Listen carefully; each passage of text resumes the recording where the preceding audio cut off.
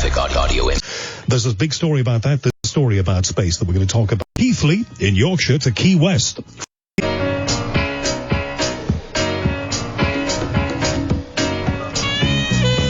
Well, will you look at that? Another year, another month, another day has elapsed. And here we are again, and across the UK, on DAB Digital Radio and online worldwide at talkradio.co.uk. This is The Unexplained, the most ear-opening show on the air, anywhere. From Keighley in Yorkshire to Key West, from Kingston, London to Kingston, Jamaica, from Kimbolton to Kimberley, and from Kilkenny to Kitty Hawk. The show here is a total mix of hard science, weird science, and pure paranormality. On the show this week, so much in it. Thank you very much, by the way. I'll name check a few people for sending in stories this week. In hour one, all the news of the unexplained week, including fast radio bursts, what they are, where they're coming from, and why we seem to be seeing more of them. Are they messages from space? Huge asteroid right ahead is another story about space that we're going to talk about. Yet again, we're getting reports in the media about a big asteroid coming this way. This one, incredibly close, it seems. Latest on Storm Area 51. From a stampede to a festival, this has gone now. And the person who organized it is basically moving away from the original idea of storming Area 51. I'll tell you about that. MH370, latest this hour. The missing flight. Now they're saying that perhaps potentially it had some kind of odd cargo on it. We'll talk to a man who's investigated this, one of Australia's top aviation journalists who's followed the story from the beginning this hour. Fukushima fears that Kaput nuclear reactor in Japan that of course had problems following the tsunami, then it being very hard to contain and control. There's a big story about that this week that you might have missed. We'll tell you it.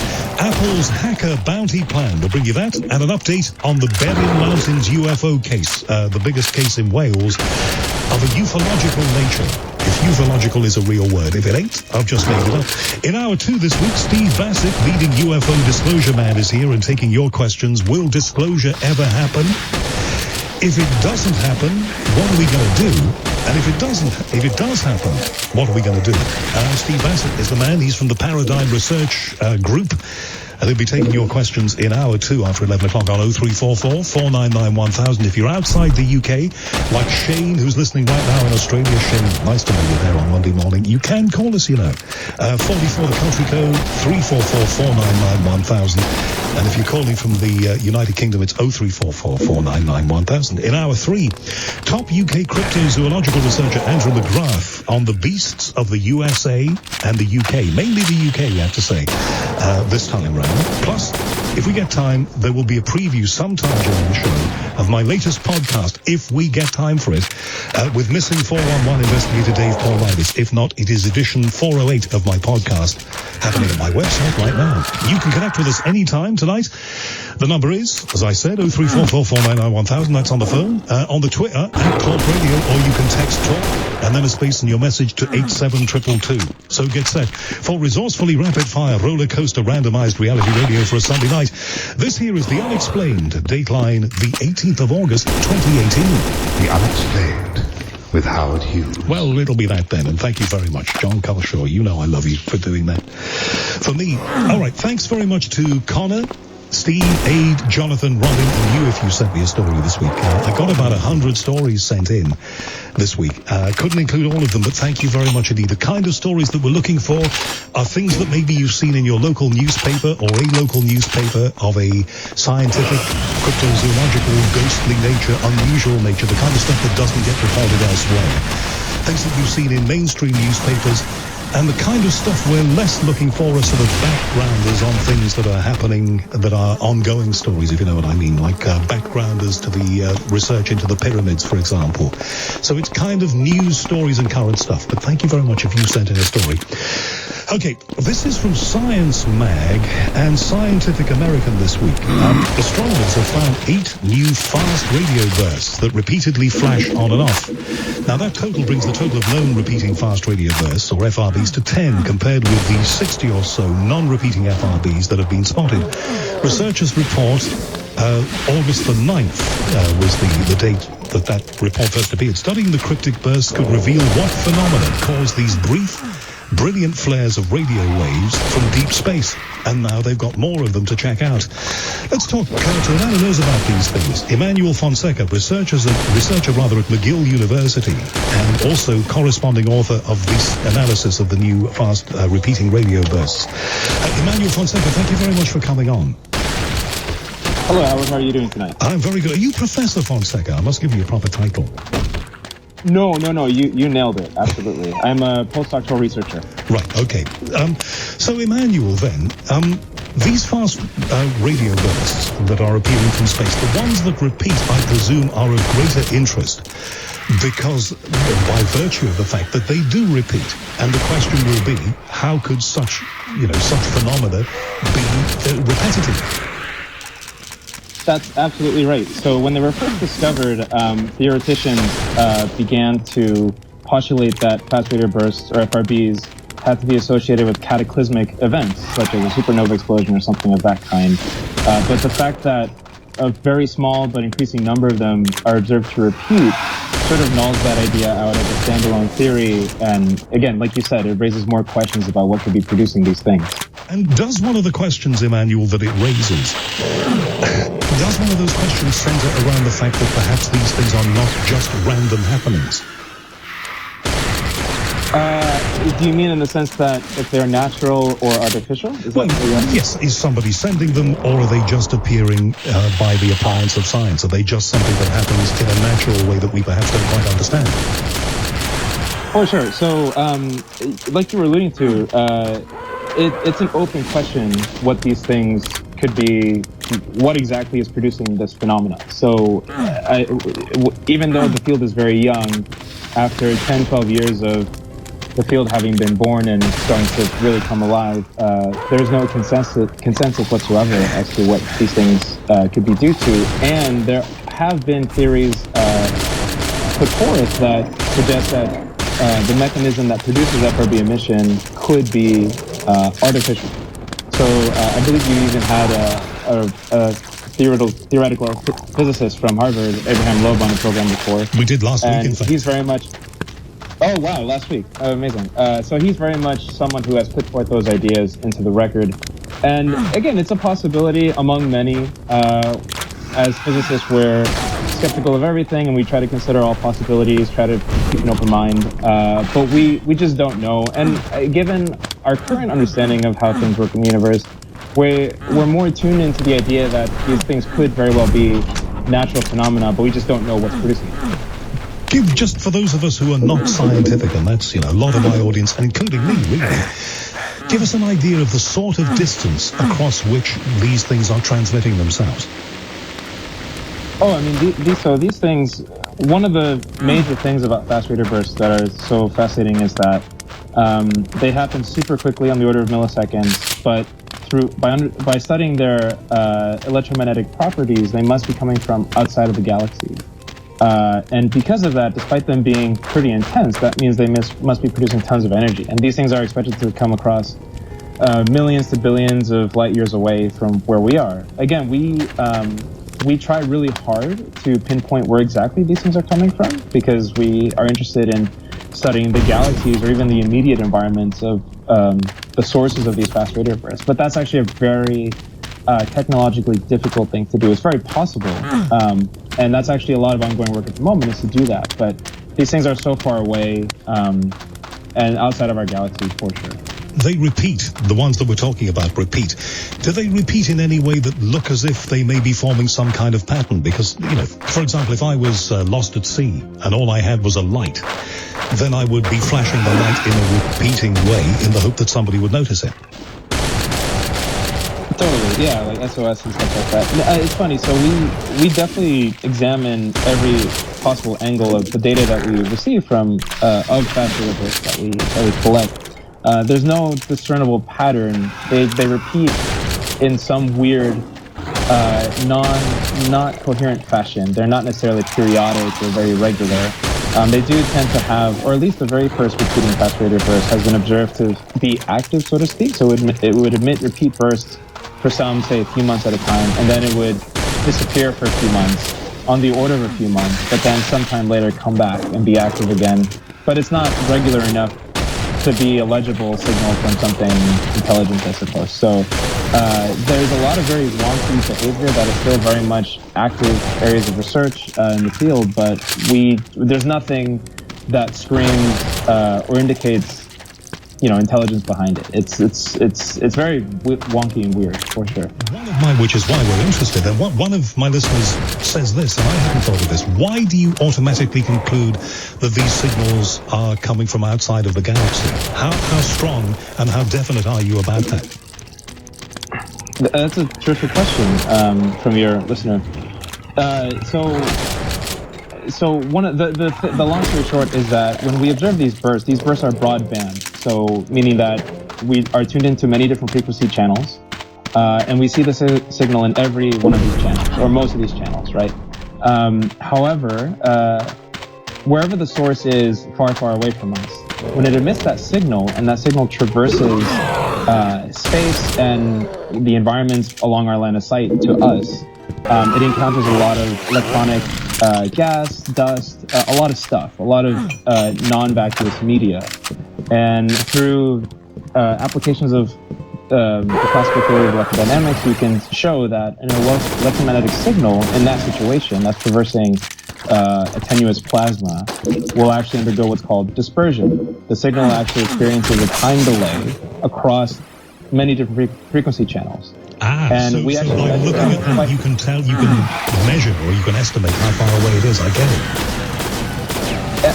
That's exactly it. We basically can infer, and we actually have a lot of radio sources in our galaxy, and these studies have been done using those sources of the content of our galaxy for many decades.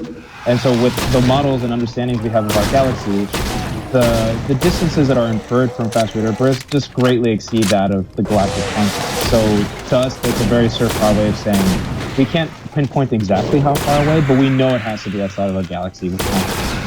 If you or somebody decides that there is something to this, maybe there's a pattern to it, or maybe some intelligence is sending these as messages, who would make the decision, and how would that decision be made to possibly reply?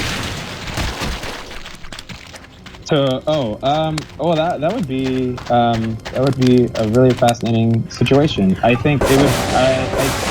I think given the collaborative nature of our field, we would first, notify ourselves what we find in our data, leave it up to the community to interpret, and then in terms of, like you were saying, in that scenario, I think it would be a community global-wide decision. It would sort of be out of our hands at that point, right? But that's it's a very interesting question.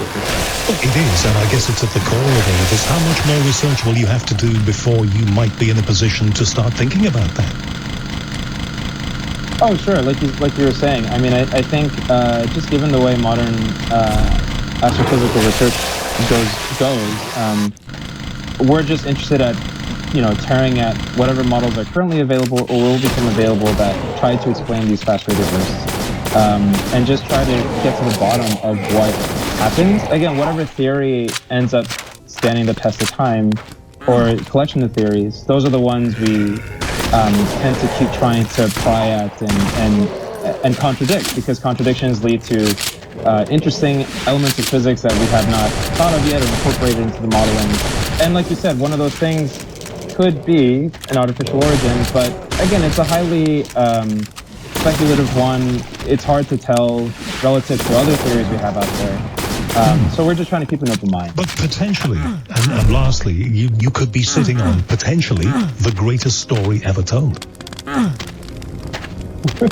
I mean, that would be pretty sweet. But it's one of those things of extraordinary claims, right? Require extraordinary evidence. And, we try to be as responsible as possible in terms of making our data public when we publish it, letting the community play with it if they'd like, and putting out these carefully detailed and transparent studies about what these things could be. So we just try to do that, and whatever comes up will be pretty fascinating. But, for those of us who are not scientific, it's wonderful that there are people like you doing that kind of research, because who knows, one of these days something truly groundbreaking and something that will shake and move everybody across the world may be discovered. Emmanuel Fonseca, thank you very much for your time. Emmanuel Fonseca is researcher at McGill University and was also in on this analysis of a number of new fast radio bursts, ones that repeat. And that is the key to all of that. If they repeat, how do they repeat? Sometimes, apparently, they repeat and then go away for a while and then come back. But what does it all mean? A fascinating area of research, don't you think? Just one other quick space story here. Daily Express this week. NASA has begun preparations for the upcoming God of Chaos, Apophis asteroid, which is considered potentially hazardous to Earth as it passes so close to the planet. It will be underneath TV satellites. NASA has already begun preparations for the arrival of asteroid 99942 Apophis, dubbed the God of Chaos, which will skim past the Earth 10 years from now. It measures 340 meters across and will pass within 19,000 miles of Earth's surface, which is very close. Apophis is one of the largest asteroids to pass so close to the Earth's surface, and a collision with the planet has the potential to be devastating for all life on Earth. But we are not saying, even in 10 years from now, that this is going to happen. Merely that the thing will be there, and it will be very close. One other quick story, also from the Express. A massive asteroid comparable to the massive space rock that brought the dinosaurs round to Earth is hurtling towards this planet, and scientists have confirmed it is potentially hazardous. This one is known as 1990 MU. So you see, there are constant... Who was it who said? Somebody very famous said that we live in a cosmic shooting gallery, and these things are shooting past us and going adjacent to us all the time. And one of these days, something will come alarmingly close to us. And I guess the interesting point about that, and the one that we have to think about, is who will tell us what when that happens. Next hour, we're going to talk with Steve Bassett from the Disclosure Movement. If you have questions for him, it's 03444991000. But more of the news of this week. We talked a lot, and we will talk again with Steve Bassett in the next hour about the Storm Area 51 event. I think something like close on 2 million people had signed up to this thing, or at least registered an interest online. They seem to have changed the nature of it. The coordinator of that Storm Area 51 plan, and you know that I and many others said it's a really stupid idea. Whatever you think you might discover, the chances and the probability is that you will never get anywhere near it. But the organizer of the event, Matty Roberts, says his event page was removed by Facebook because it went against the company's community standards. Before it was taken down, 2 million people had said that they were interested in attending the event, and Roberts didn't want to let them down. So I think the idea now, unless you know different, is to have some kind of festival there, which in itself is quite bizarre. And I think some of the people who live locally to that area, there's a little town there that looks set to be overwhelmed by people when they have this Area 51 festival there. So we'll keep you posted on that, and if you know anything more about that, let me know, because the reports of it are a little confused and confusing. Now, the Sun newspaper this week says secret chambers hidden below the Greek Sphinx of Giza could lead to undiscovered treasures, according to a top historian. Hopeful theories of lost loot, says the paper, buried below the Sphinx have been around for a long time. Archaeologists now want to dig deep and uncover the truth. UK historian Dr. Bettany Hughes, who's been on telly a lot, of course you may have seen her, claims chambers below the statue could reveal hidden secrets and one point to possible treasure. She said 2 chambers underneath the Sphinx could be worth excavating, and she was speaking during her new Channel 5 show, The Greatest Treasures of Egypt. Okay. This was on the AP Newswire. Didn't get a lot of coverage in other places this week. The utility company operating Fukushima's tsunami-devastated nuclear power plant in Japan said last Friday it will run out of space to store massive amounts of contaminated water in 3 years, adding pressure on the Japanese government and the public to reach a consensus on what to do with it. Just in case you've forgotten, 3 reactors at the Fukushima Daiichi plant had meltdowns in a massive 2011 earthquake and the tsunami that followed it. Radioactive water has leaked from the damaged reactors and mixed with groundwater and rainwater at the plant. And, they're saying that radioactive traces are being found out into the Pacific Ocean. A man who's been researching Fukushima and the aftermath of it is Professor Ashraf Labib at the University of Portsmouth. He's with us now. Ashraf, thank you very much for coming on and doing this to me. Thank you very much. Thank you very much for inviting me. This story, how alarmed, if indeed we should be alarmed, should we be about this? Well, I mean, with respect to Fukushima, it was In Japanese words, they describe it as a word they call it sotegai, which is mean beyond hypothetical expectations, or like a black swan. It was really like a hazardous event that happened, multi-hazardous at the same time. And with respect to the running of water, I think it's an issue that we should give it more. I mean, should be alarmed really, because over time, space would be limited to store, and this is the problem with the nuclear energy in general. That the storage is always a bit problematic. But if they say, and I can only take what I read on the Newswire story, that they have so much contaminated water that they're going to run out of space for it, or is it? That sounds to me like the makings of a huge environmental problem. Yes, but obviously there are two stakeholders. There is the scientists, engineers. There is obviously all the policymakers and the government, and then the people. And it would be nice. It would be good if when they suggest possibilities. I mean, there is. I think one possibility is to put this water into the sea, and there is a claim that this is safe. It would be good if we know the assumptions that have been made. Do you, as somebody who's researched Fukushima, do you believe that just venting the water that's let out into the ocean is a safe thing to do? I don't have any evidence to say either or. I think I would rather see what the people who are claiming that this should be the way forward. To have to show us that what are the evidence if it's safe to do it. But as far as I know, it's not an area which I am familiar with respect to the water that goes into the sea. What is the state of the Fukushima site now? Because we can all remember the scenes of helicopters flying over that and people risking their lives to try and cap this thing off once the tsunami hit and the site was damaged and made unusable. What sort of state is it in now?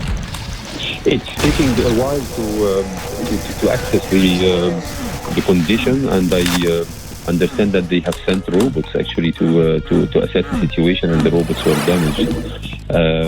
It's taking. I think it's between 50 to 60 years. I think half-life to be able to access the situation. So I think it's difficult to assess at the moment, to assess the situation. And what about those who live within 10, 20, 30, 40 miles of that plant? How have they been affected?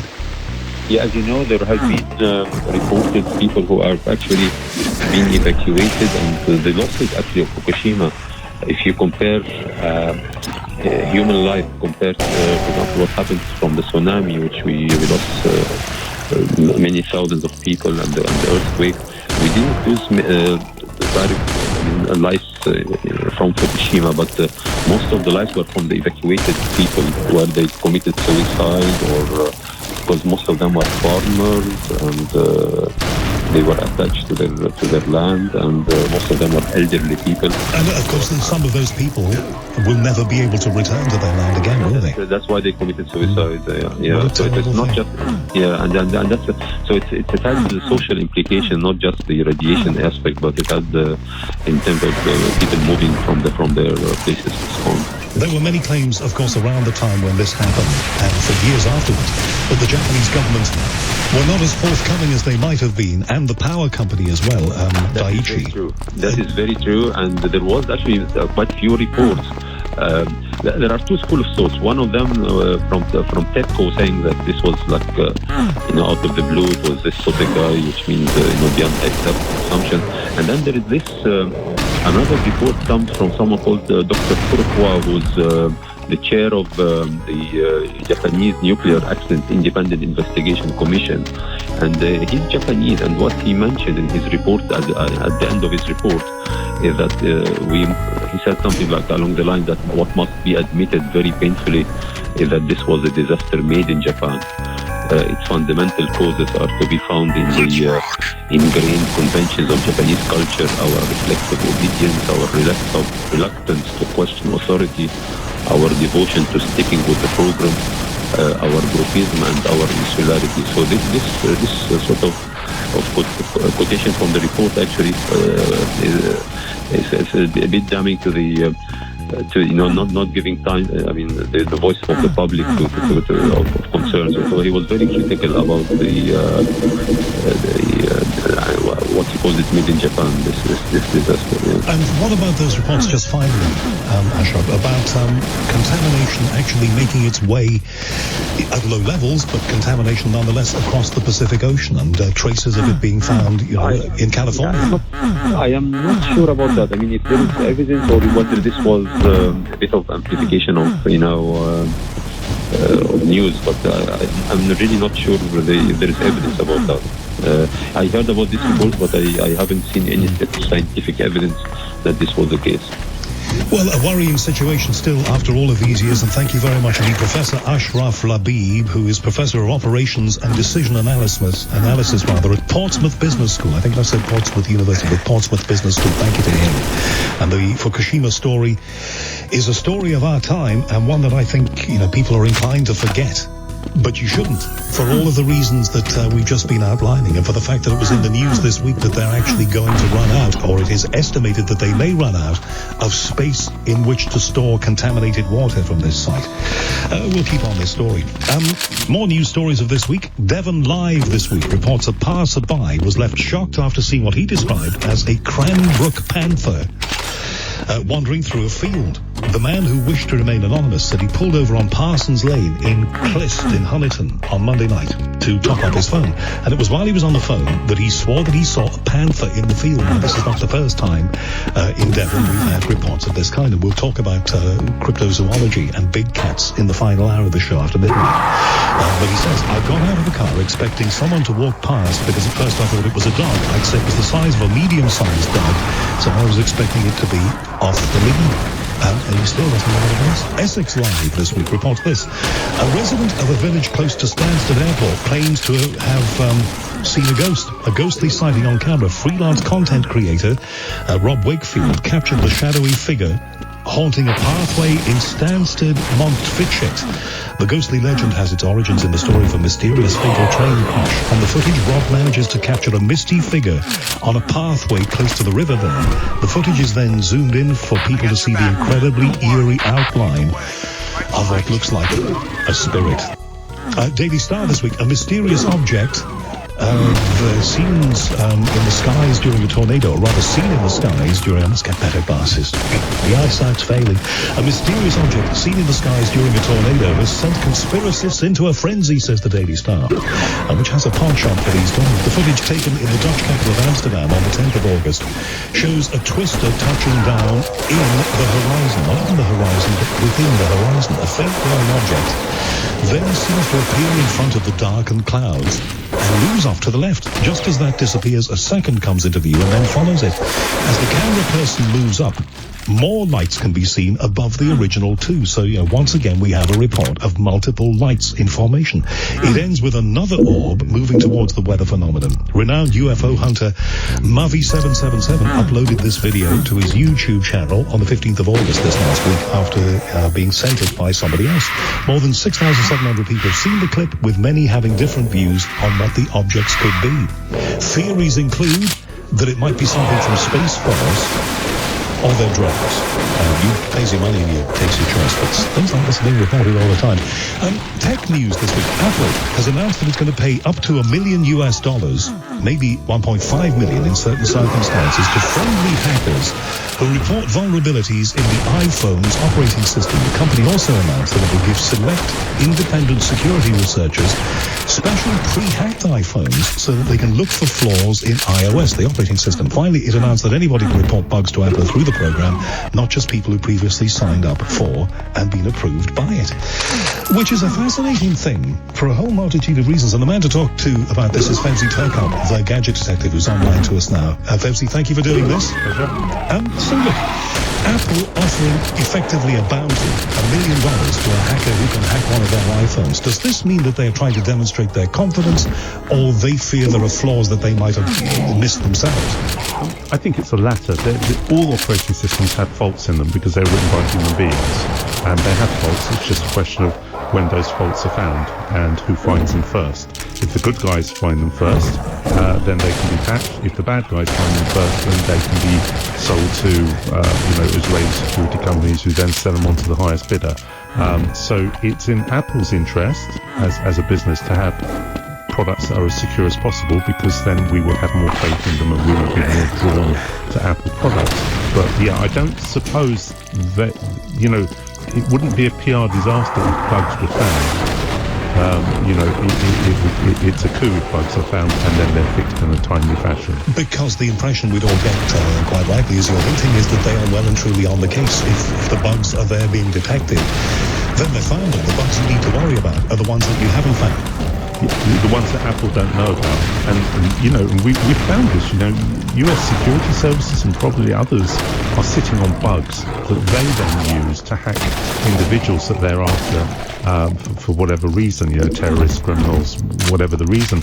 So I think there should be a dual approach to this. By all means, companies like Apple should offer a bounty, and this is a big one. It's about 30 times more than Google's been offering for similar bug bounties. But at the same time, I think it should become an offence to become aware of a bug and not report it to the relevant company. I think it should be an offence. I don't think people should be allowed to sell them on the open market to the highest bidder, and I actually applaud Apple for putting up the money that it has done. So what sorts of people do you think? I mean, I'm not suggesting you're connected to any of these people, Fawzi, but you know your stuff. What sorts of people do you think will take this challenge up?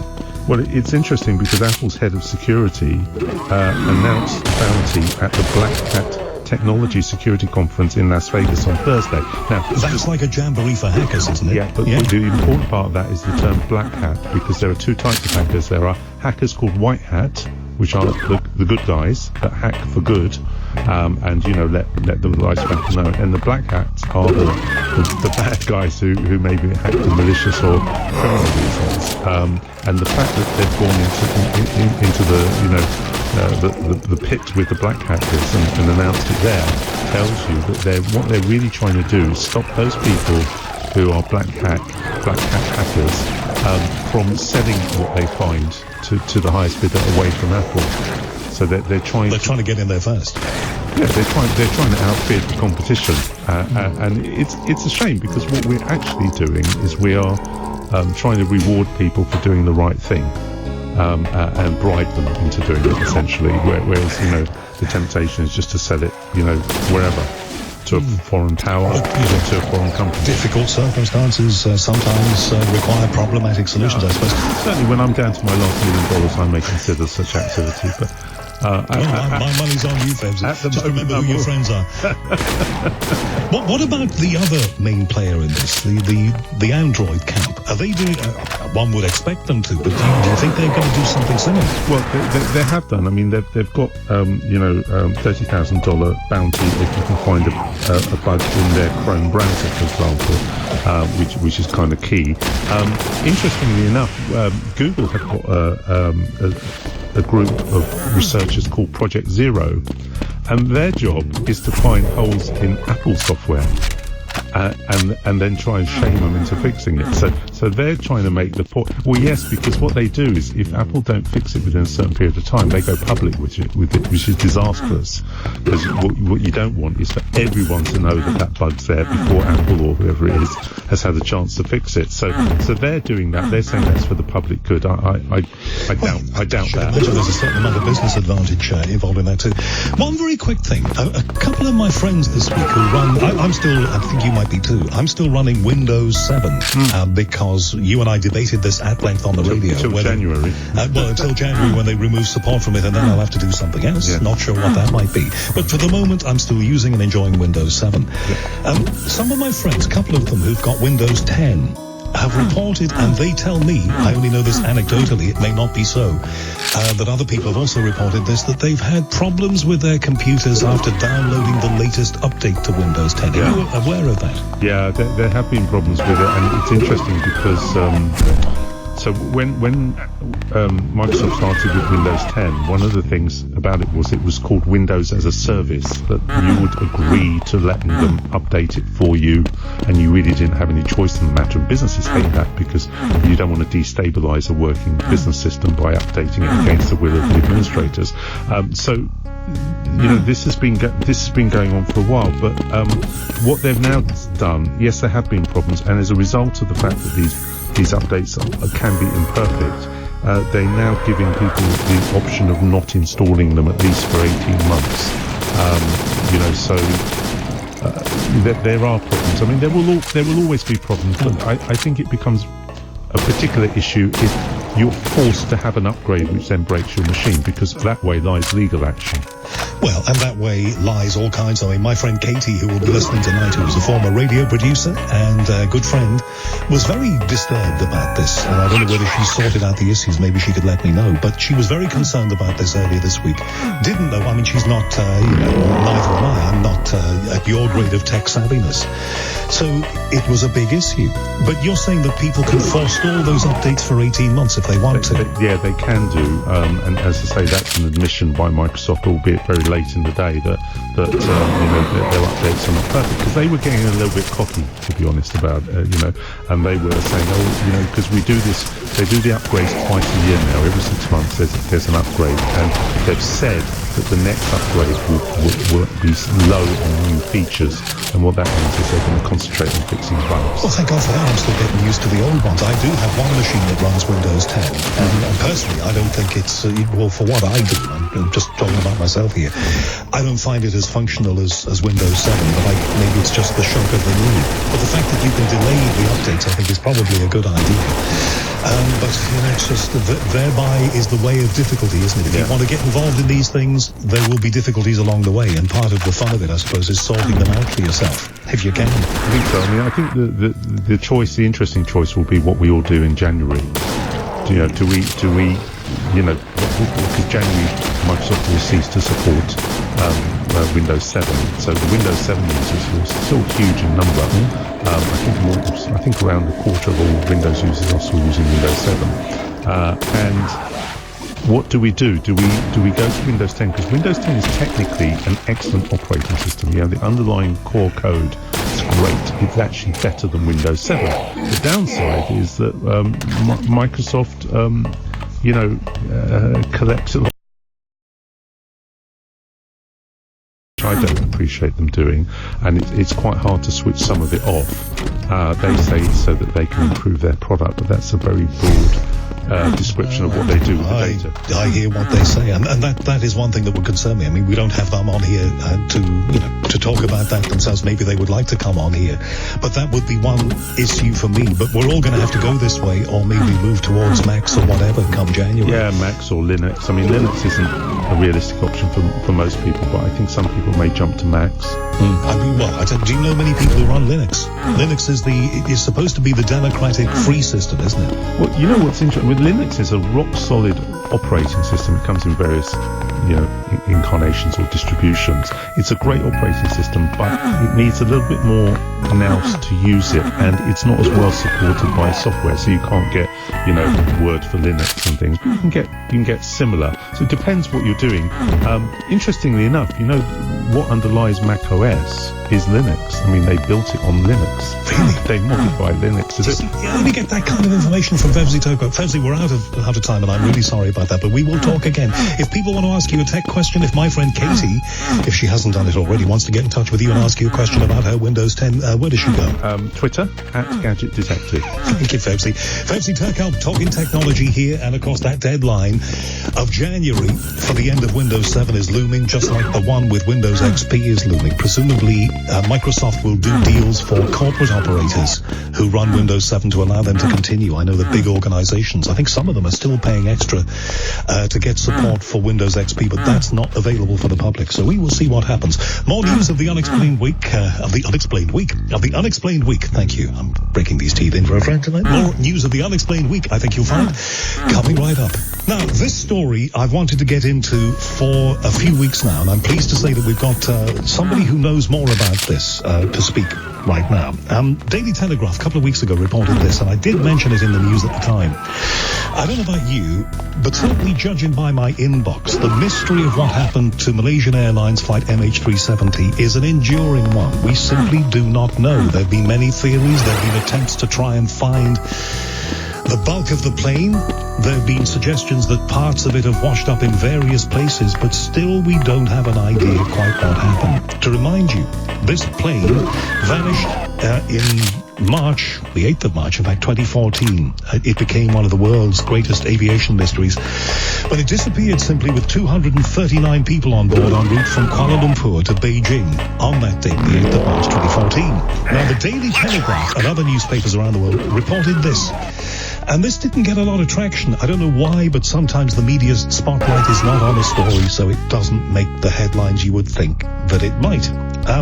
The story was this. Investigators looking into the disappearance of MH370 have discovered that a mysterious 200-pound load was added to the flight list after takeoff, according to an engineer whose wife and 2 children were on board. Ghislaine Motrolos said the cargo was revealed in a report on the passengers and baggage by French investigators. What does this mean, and does it take us anywhere? Well, the man who might know something about this is Australian aviation journalist, well known, and certainly well known on this show, Brian Wilson. Brian, thank you very much for doing this in the daylight hours of Monday morning in Australia. How are you? Good. Very good, thanks, Howard. Lovely to speak to you again. And indeed, it is winter in Melbourne, so it's quite cold this morning. Really? I thought the beginning of your winter, I'm told by friends there like John O'Coleman, was pretty good, but I think it's got colder now, hasn't it? Well, it has indeed. But and I guess the significance of that is that in the area where the aircraft is thought to be located, of course, is in a vast area of ocean off the coast of Western Australia. And this time of year in winter, even the very daring longline fishermen, they all head north. So it is timely in the sense that we are going to be coming out of winter soon. And the search window again for this aircraft will open up with the final weather of spring and summer. Well, that's good in that it raises the possibility once again that we may get further answers. But the difficulty has been, hasn't it, that the definition of what is the search area seems to have been changing all the time over these 5 years. Well, look, I think the whole thing about this is that, look, when we last spoke, we said that this was really a strange, it's a mystery in the true sense of the word, given the fact that aviation is a science and evidence-based discipline and industry. The search area itself has moved a couple of times, but by and large, I think there are a number of experts and forensic analysts who are quite convinced that in the areas that were searched, there is a small pocket off the coast that was not. And in terms of triangulating satellites and a whole range of other data and drift data, it seems to indicate that that would be the location itself. I think, however, what we've actually got is even a stranger situation in the sense that, we all get on a plane and expect to get off at the other end. This didn't happen, and for the last 5 years, this particular incident has really had not much formal investigation. In fact, the French judicial investigation is the only real investigation that's ongoing in this area. And I think, Mr. Wadlos's claim about the last-minute addition certainly sounds like an anomaly. But in an everyday airline operation, it's really not that unusual. So the claim that it was a mysterious 200-pound load might be misleading to those of us who instantly, as news people, we leap on this and say, aha, this could be the missing link. This may have been some kind of device of some sort or something anomalous that helped to bring the plane down. In fact, it might well have been just something that happened within the run-of-the-mill operations of loading and unloading a plane. Indeed, and in fact it happens all the time. Look, for the benefit of the listeners, the way it works is that most of the loads that are calculated for weight and balance on an aircraft are transferred to the aircraft's flight management computers electronically. Under aviation law, of course, the first officer still has a ream of paper that's printed out, strangely on dot matrix printers quite often, but in reality, 200 pounds is what, around 83, 84 kilos or around that. So, the weight of a small person, although you could probably say it's probably the weight of carry-on that some people try and get on board these days. It is something. Look, it could be as simple as some bags that were not transported on an earlier flight, and that happens every day around the world. It could be some last-minute urgent freight that somebody has paid a premium to get on the aircraft. I think the thing is that it is not an unusual anomaly. And in my view, I don't think it's really going to be material to where the plane is. So literally then, 5.5 years on then, Brian, and we've talked about this so many times, we are actually no further on. We don't know whether, in some way, as has been claimed off and on over the years, the pilot might have been in some way implicated in this or not. We simply do not know what might have occurred. It is something that is, as you said, it is, in the literal sense of it, a mystery. There is still 5.5 years on, and exceptionally in the field of transport disasters, which, this is, exceptionally we have no clues, or very, very few. No, indeed, and I think the thing is that whilst it's almost certain that the aircraft itself, given the route it took, given the way that it flew, was certainly being flown by someone. Who that person is, however, we don't know. What their motives are, we don't know that either. The interesting sidebar to this whole mystery, Howard, is that when we have a look at the searches that have been undertaken, there was the international search, which was coordinated initially by Australia, that involved a number of different countries and governments. To me, the missing link in all of this is the fact that this plane had an enormous amount of Chinese nationals on board. Yet, the one country that probably has done the least towards finding this particular aircraft or contributing to resolving the issue has in fact been China. And that in itself, I suppose, raises a whole range of unsubstantiated suppositions. But you are quite right. This is the real tragedy behind all of this is that 5 years on, we still don't know where this plane is. And finally, there was a South African search vessel, wasn't there, that was supposed to be deploying all sorts of technology. Their mission was put out there in the greatest of secrecy, and I think that just went away. Have they got any other plans to return to the area? Any more plans? No, they're actually operating in. They're actually most recently operating up towards your way. This was a no fine, no fee arrangement. This particular vessel is incredibly well equipped. It's an incredibly professional operation, and they certainly put a lot of their credibility on the line by undertaking the search. The search itself, however, did not actually cover this area, which most people and most data analysts believe that the aircraft is sitting at this particular stage. So in that, it would be great to see them back down into the Indian Ocean waters, and literally it's quite a small area, so it's not a large search that would need to be undertaken. And the problem is the more time goes by, Brian, the more the wreckage will deteriorate, and the greater will be the anguish to the loved ones and the families of those who are left behind. Indeed, and of course that's the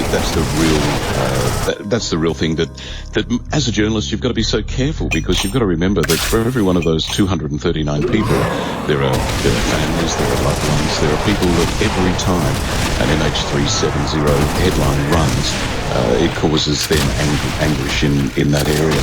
So let's hope that we get some sort of result soon, and I think it'll be interesting to see the outcome of the French judicial investigation. I think so. Brian Wilson, Wilson, thank you so much for that. Brian Wilson, Australian aviation journalist. We've spoken before with him about MH370. And it seems that we are still no closer to the answers that those people connected with that tragedy so desperately need. Now, this is a perennial, I guess. And I suppose I started thinking about what happened or didn't happen. They've been debating it for years, decades. When I recently did the show from Liverpool, if you remember, 23rd of June, we did the show out of the Titanic Hotel in Liverpool. And after that, I had a couple of days to myself, and I drove back right the way through Wales. So I first of all had a night in a hotel called The Hand in Llangollen, and then I drove to Portmeirion, where they made The Prisoner, and stayed there for a night. And then drove through the mountains of mid-Wales and the tree-lined areas, and then went back to the coast and eventually ended up somehow.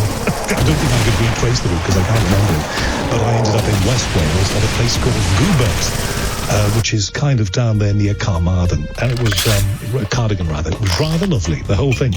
But it made me think about the Berwyn Mountains UFO case, because for a while during that drive, I found myself in the middle of pounding rain. Now, I'd left Liverpool in the sunshine, and I found myself in the middle of the mountains west of Llangollen, out towards Betws-y-Coed and Bala beyond that, and then to the coast, in the middle of nowhere. And this is the area where the Berwyn Mountains so-called UFO incident happened in 1974. And I think it was, I've known that area all my life because I was born and brought up in Liverpool, and, it used to be holidays or days out. We'd go to, my Auntie Amy would say, let's go to Betws-y-Coed, she'd call it. Let's go to Betws-y-Coed, Betws-y-Coed. And we'd have a lovely time there up in the mountains. But it just made me think of how much empty space, how much wild territory there is up there. And you forget, if you live in a city, that there are places like that. The rain was hammering down, the mountains were rising up, I lost my sat-nav communication because of the rain in the mountains and all the rest of it. It is a wild and very beautiful place. Now, the reason I'm talking about the Berwyn Mountains UFO case is this. Liverpool Daily Post recently reported a new document has come out that shows a military exercise was taking place on the night of one of North Wales's greatest UFO mysteries.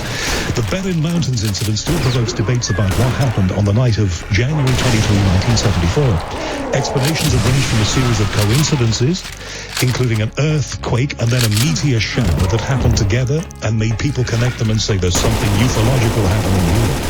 But there are many people who examine and study UFO cases who just don't buy it. Somebody who's given a lot of his time is Ross Kellett, investigator who's been on this show before. Ross, how are you? Well, not too bad, thanks. Yourself? I'm not bad at all. I was thinking about you and this case as I was driving through North Wales those weeks ago.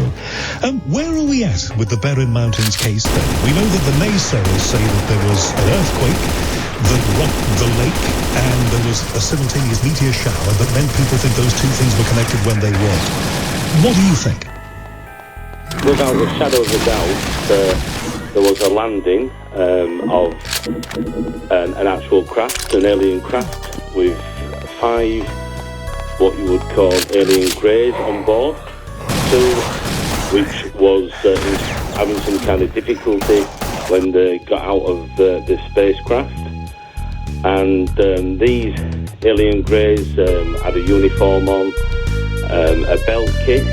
The witnesses that saw this, 4 of them was in the military during the Second World War, and they put it to something like a Sam Brown belt kit, for the pistol sidearm. There was insignia on the aliens' one-piece suit and on the actual spacecraft, which they drew, and I have the drawings. They was basically then told to move on by the military. Military turned up behind them almost straight away as they saw this at the side of the road. I've got the maps here, so I've got their statement about actually what happened. And they said, look, you're supposed to be an investigator. You'll find out. We'll give you maps and etc. And who said that to you, Ross? Who said that to you? That was the group of 5 men. It came. What happened was that a friend of mine put me onto this case. He'd been to one of these lunches, dinners, etc. and he got talking to one of the chaps in this car that was on the way home from a men's night out, you know, sort of like it was a men's club. So they was on the way home when they came across this actual craft and these 5 aliens at the side of the road. Right, so you're saying that effectively, and you know, it's a big thing to hear, I didn't pick you up on it at the beginning because I wanted it to get out there, that this is effectively Wales's Roswell. Well, one of them, because with this came another 8 maps with research that they've done and other landings around that area and abductions, you know, and just absolutely amazing. So obviously I've had so much paperwork to look through and maps, etc. And then I decided to, right, well, what they actually said was that this is where it all began. And they said that out to sea, in the Irish Sea, there'd been an actual, what do you call it now? There'd been a battle that took place out to sea. Right, yeah. There was ships and boats, and there was depth charging in the Irish Sea along the continental shelf all the way up to Puffin Island. And, you know, just, you know, so incredible to hear this. And that the ship had been hit by one of the flying saucers that came out of the sea. It had melted the bow of the ship, and they'd lost communications. There were people being blinded, and they were sick. I mean, this all sounds, I mean, literally it sounds incredible, but, you know, what happened to the ship then? Yes, where did the ship go? Because if the ship was that badly damaged, it would have been taken somewhere, wouldn't it? It wasn't only the ship, because I lost an aircraft. I've got a piece of that aircraft here, which was a new, at the time, the Harrier jet. So I've got a piece of the jet there. Right, I've got a piece of craft which was given to me, which is from a spacecraft, a piece of metal. You say, hang on, well, let's not lose this point. You say that you have a piece of they call it exotic material, of material from a spacecraft. Yeah, it's been up on the internet. You know, have you had anybody check that? Have you had a scientist check that out? Put it under a spectrometer or something? The last person I give a piece of this to came up with a story that they couldn't get it tested, and it was too small, and one little piece came back. Okay. Not going to go out of my sight ever again after that. All right. Well, the point of the Liverpool Daily Post. Now, the Daily Post is a Liverpool newspaper, but it has a Wales edition, and this was in the Wales edition. They say that you got a letter from the Maritime and Coast Guard Agency confirming that there was a military operation on that night that was called Photo Flash, during which there would have been flashes, around 80 of them, across Liverpool Bay. So expect up to 80 flashes in aircraft from the late afternoon, evening of that night. That's right. Now, anybody not knowing what a photo flash bomb is, it is a bomb that is used, very volatile, and the actual crew, RAF crew, do not like this ordnance whatsoever because it's volatile. Basically, it lights up as it's dropped down like bombs do, and it causes light for about 8 seconds.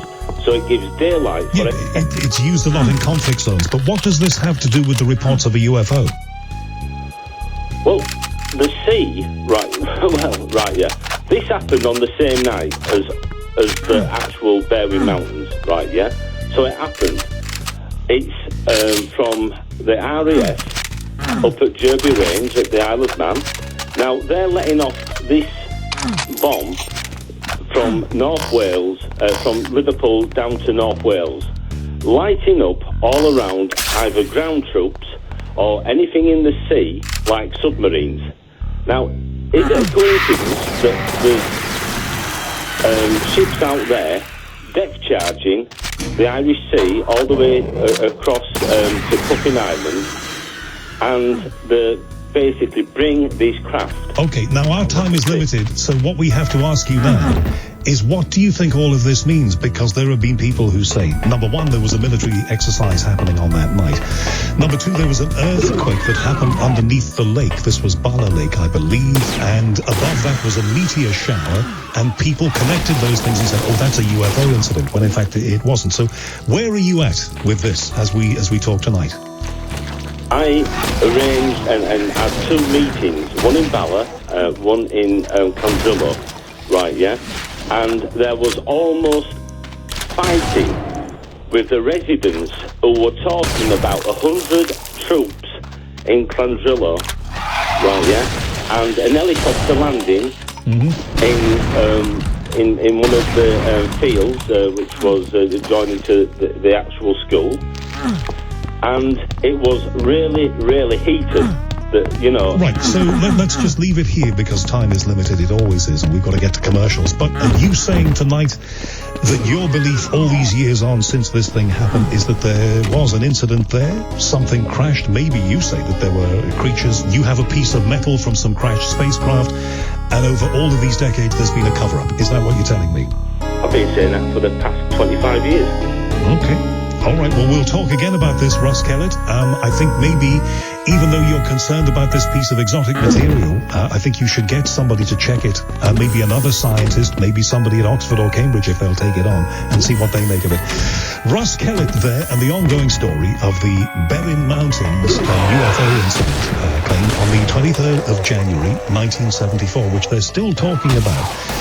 And I have to say, whatever you think about this, if you get the chance to take a trip around Bala, out towards Blaenau-Festiniog and around that area of Bexacoid onwards and then out towards the coast, it's just worth seeing the locations where these events are said to have transpired, because it's a beautiful place to see, but you will see how lonely it is. In fact, it is an area where the RAF still do exercises across there. I was in Llangollen, or near Llangollen, and some jets flew across, which they've been doing for years and years and years. But it is an amazing place to see.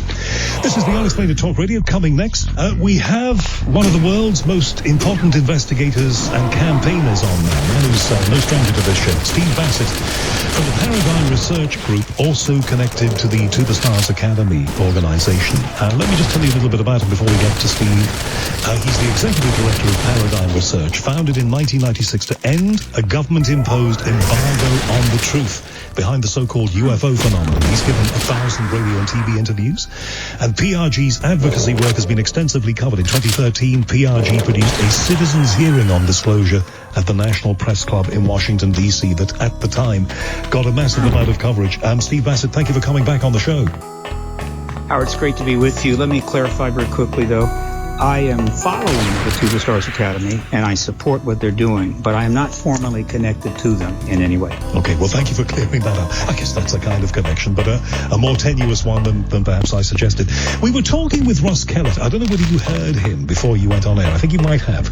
A British investigator, a man who spent a lot of his life investigating the Berrin Mountains UFO case in North Wales, or claimed UFO case. I don't know what you make of that, if you've ever heard of that, if that is a case that's been on your radar at all. I'm not a researcher per se. I'm a political activist. There's so many cases. I know about many, but there's many I don't know about. There have been millions of sightings over the last 70 years, tens of thousands of investigated cases, and that's one of them. And we need to get disclosure so that we can start focusing on the reality of all of this and not just be, investigating forever. And I think disclosure should be close. Do you? Now that's interesting, because I think the last time, certainly the time before we spoke, you were very down about it all. You felt that it was not moving as quickly as it might move. That's right. This is an incredibly complex historical process, but in a collective, we're getting closer. I think Secretary Clinton was going to disclose. There was a lot of indications of that. We had massive coverage of that campaign with ET connections to Clinton and Podesta and her husband. All that came out in hundreds of news articles. She was speaking to it. We think she was going to disclose. When she lost, that threw everything up in the air. The To the Stars Academy, which I think finally launched itself on October 11, 2017, I think it planned to launch shortly after Clinton was elected. So the new administration, the political situation in America right now is the principal barrier to disclosure going forward. And in the months after the election, things look really bleak. However, a lot has been happening since then behind the scenes. And so the package is really starting to loosen, the wrappings on the package. And the most important thing that's happened is the To the Stars people, several of them, have been meeting with members of the Congress for over a year, behind the scenes, committee chairs, things like that. We don't know the details, but we're getting some leaks of these things taking place. But you said one thing that it's very important for me before we unpick that. Very important just to talk about this. You said that the biggest obstacle in all of this at the moment is the current administration. How so? Primarily because, normally when the To the Stars announced their existence, when they put those enormous stories into the New York Times about the ATIP program, the pilot sighting, that would have been a massive story. That would have been huge. Some of those pilots would have been in front of Congress right away. The To the Stars people would have been testifying openly in front of Congress. But that's the extraterrestrial situation. The terrestrial situation, the political thing that we're going through with our current president is so massive, so all-consuming, that it's simply not possible for something like the ET issue being so complex and so important to find any air space to work with. And so it's kind of standing in the way of so development. You think it's being pushed down the agenda? I don't know about the agenda. I'm just simply saying that there are two incredibly profound things going on in America right now. One is politics, and it's terrestrial, and that is the sum total of the current administration, current White House, and all that means, all that, and it means a lot. And the other is extraterrestrial, exopolitical, and that is the things going on behind the scenes in which Congress is now starting to get information of the highest level from people formerly working with the Pentagon and other agencies about the ET presence. These are both huge. One is very public, the other is behind the scenes. And as the political situation starts to resolve itself, as the fate of the current administration starts to become clear and starts to resolve itself, that other issue, the exopolitical issue, is going to start ascending. So it's kind of that's the dynamic. Of course, the one thing that could stand in the way of it all are these reports, and we hope they don't come to fruition, but the reports of the beginnings of a global, worldwide economic slowdown, perhaps leading to a depression. Now, if that happens, I guess the issue will be forced even further down the agenda. No, not at all. Not at all. There's not much of a connection to that. The disclosure event, the announcement of the ET issue, formally to the world, is the most profound event in human history. Economic changes come and go. They go up, they go down. So that's not going to prevent that from happening. Not that alone. Now, a war could very well do it. And there's several possibilities for that. And, of course, we've lectured on this extensively. And I can make a very powerful case that the acknowledgement of the ET presence and eventually getting access to the sequestered technologies, high-level ET-based technologies that the government's been working on in secret facilities, could transform this planet completely and make an economic slowdown seem like nothing. Okay. I was going to talk a little later about the sequestered technologies, but let's do it now, and then we'll come back to the political situation. When you talk of sequestered technologies, you're talking about, and this has been rumored and written about for decades, since Roswell, that things have been retrieved from crashed craft. Maybe technology has been passed over by aliens. There are many people who say that. And that technology is being actively worked upon, has been actively worked upon and developed by the United States in various ways, perhaps farmed out to big business, whatever, in various locations. This is what we're talking about, yeah? Of course. There's a book called Magic Eyes Only by Ryan Wood that provides a varying degrees of evidence for like 75 crash events. There have been numerous crash events. We have those vehicles. And I assure you, they didn't just put them in a box like the Ark of the Covenant in Indiana Jones and put it in a warehouse. They have been studying with every possible technology that we have those crash vehicles to understand how they work, the materials involved, propulsion systems, energy systems. And we have some evidence that they've made progress there, that they've had some accomplishments. And that technology and anything else they've gotten from those vehicles and ETs, which they've had. They have had ETs in their possession. Is completely in black programs and not available to us. And there's some pretty sharp people out there that have pretty much estimated that some of this tech would transform the planet if it would become properly and globally used. And they cannot bring that technology out for the simple reason that if they did, it would end the truth embargo So first the truth embargo has to end. Then we get access to the technology. You said ETs, that we may have had ETs. Of course, there were accounts from Roswell of, military personnel putting a couple of ETs under tarpaulins and under strict secrecy, driving those to a secret location where they were analyzed. Do you believe that there are still living aliens somewhere? There are people who say that Area 51 has aliens living, as crazy as this may sound, has aliens or alien hybrids living upon it. I have no idea whether there's any active living ETs engaging in the government. They don't crash much anymore. In fact, they never crash anymore. In the early days, I think there was some ET groups that were dealing with us or hanging around that weren't all that advanced, and they may have accounted for a lot of the crashes. Once the agenda, the ET agenda for the planet changed, this is after the atomic bombs were dropped, I believe that then a certain group was going to be dealing with us, and the others, it was like, you can leave now. We have some business to attend to. And so they took off. So we don't get crashed. There's no way to know what extent governments are dealing with extraterrestrials face to face.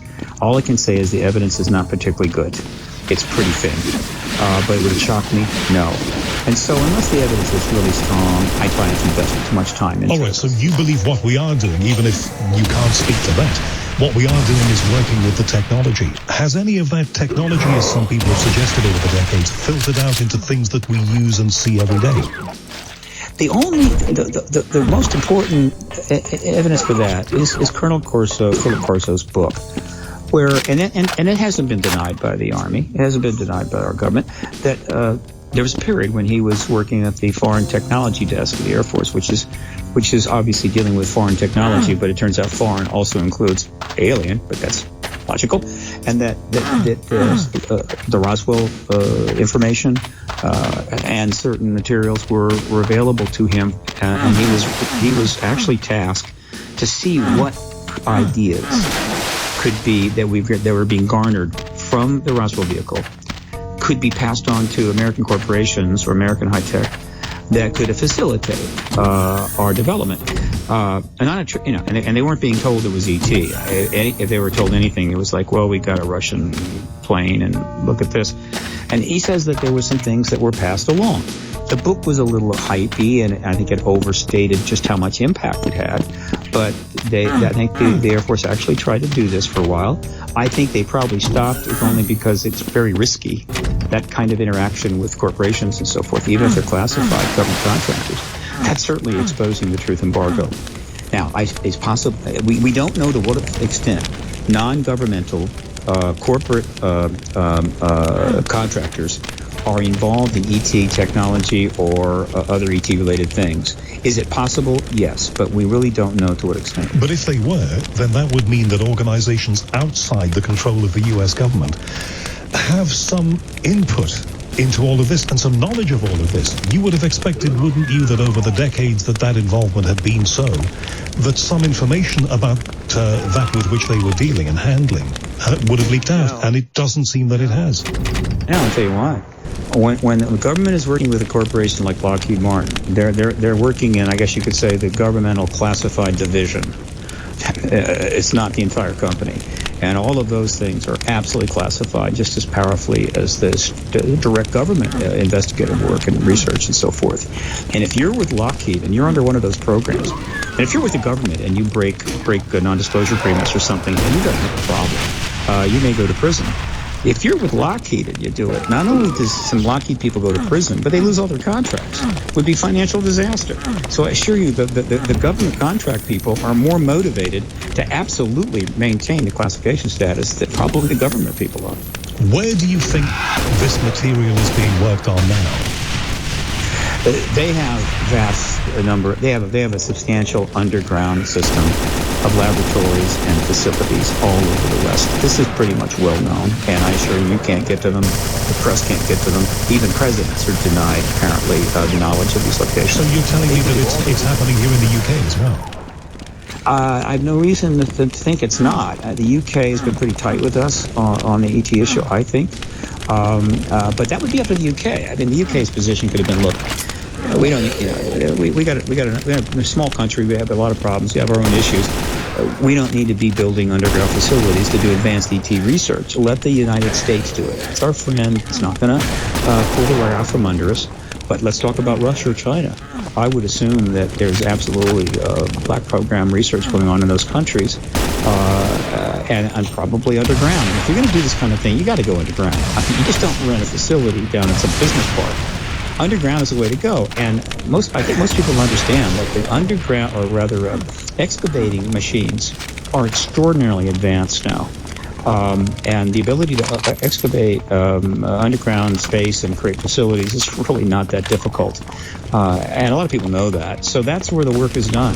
And one day we may get access to those facilities. And have you spoken ever or had contact of any kind with any of the scientists who are working at these underground facilities doing this? No, not with underground facilities. I've talked to some government scientists that are working in classified area who privately, because it's not the area of their expertise, have confirmed to me there's an extraterrestrial presence. But I don't have access to the deep black guys because, well, first of all, they wouldn't touch me with a 10-foot pole. They certainly wouldn't talk to me. And but are they there? Yeah, they're definitely there. This research has been going on every day since 1940s. So let me get this right. Your way of looking at this and your belief about all of this is that we're working on this material that's been recovered in the past. But you're not so big on the idea that we're constantly being visited by strange, flotillas in the sky of alien craft. Oh, no, we have an ET presence, and that presence is constantly around. We're seeing it all the time. The Nimitz event, which was revealed in the New York Times article by the Two Stars Academy people, that was from 2004. There was a fleet of Tic-Tac type craft. Then in 2015, there was another major sighting off the East Coast with the Franklin Delano Roosevelt carrier. No, they're here. They go where they want. They do what they want. They're seen all the time. Reports and sightings are constantly coming in, and that's what's happened. And that's that more outward public arena. But then there's obviously the deep black classified arena. And that it's much more difficult to know to what extent ETs are involved there. But in terms of them hanging about, absolutely, they haven't gone anywhere. How do you define disclosure? We define it to be very specific because we don't want any ambiguity. So you define it, the activist movement defines the event that it's seeking. And it's very simple. It is the formal acknowledgement of an extraterrestrial presence by the heads of state of governments. That's it. Are you assuming that they would all do that together? That Putin would do it with Trump? If Putin was still in power, Trump's still in power, that they would all join together? Can't happen that way. And the reason is simple.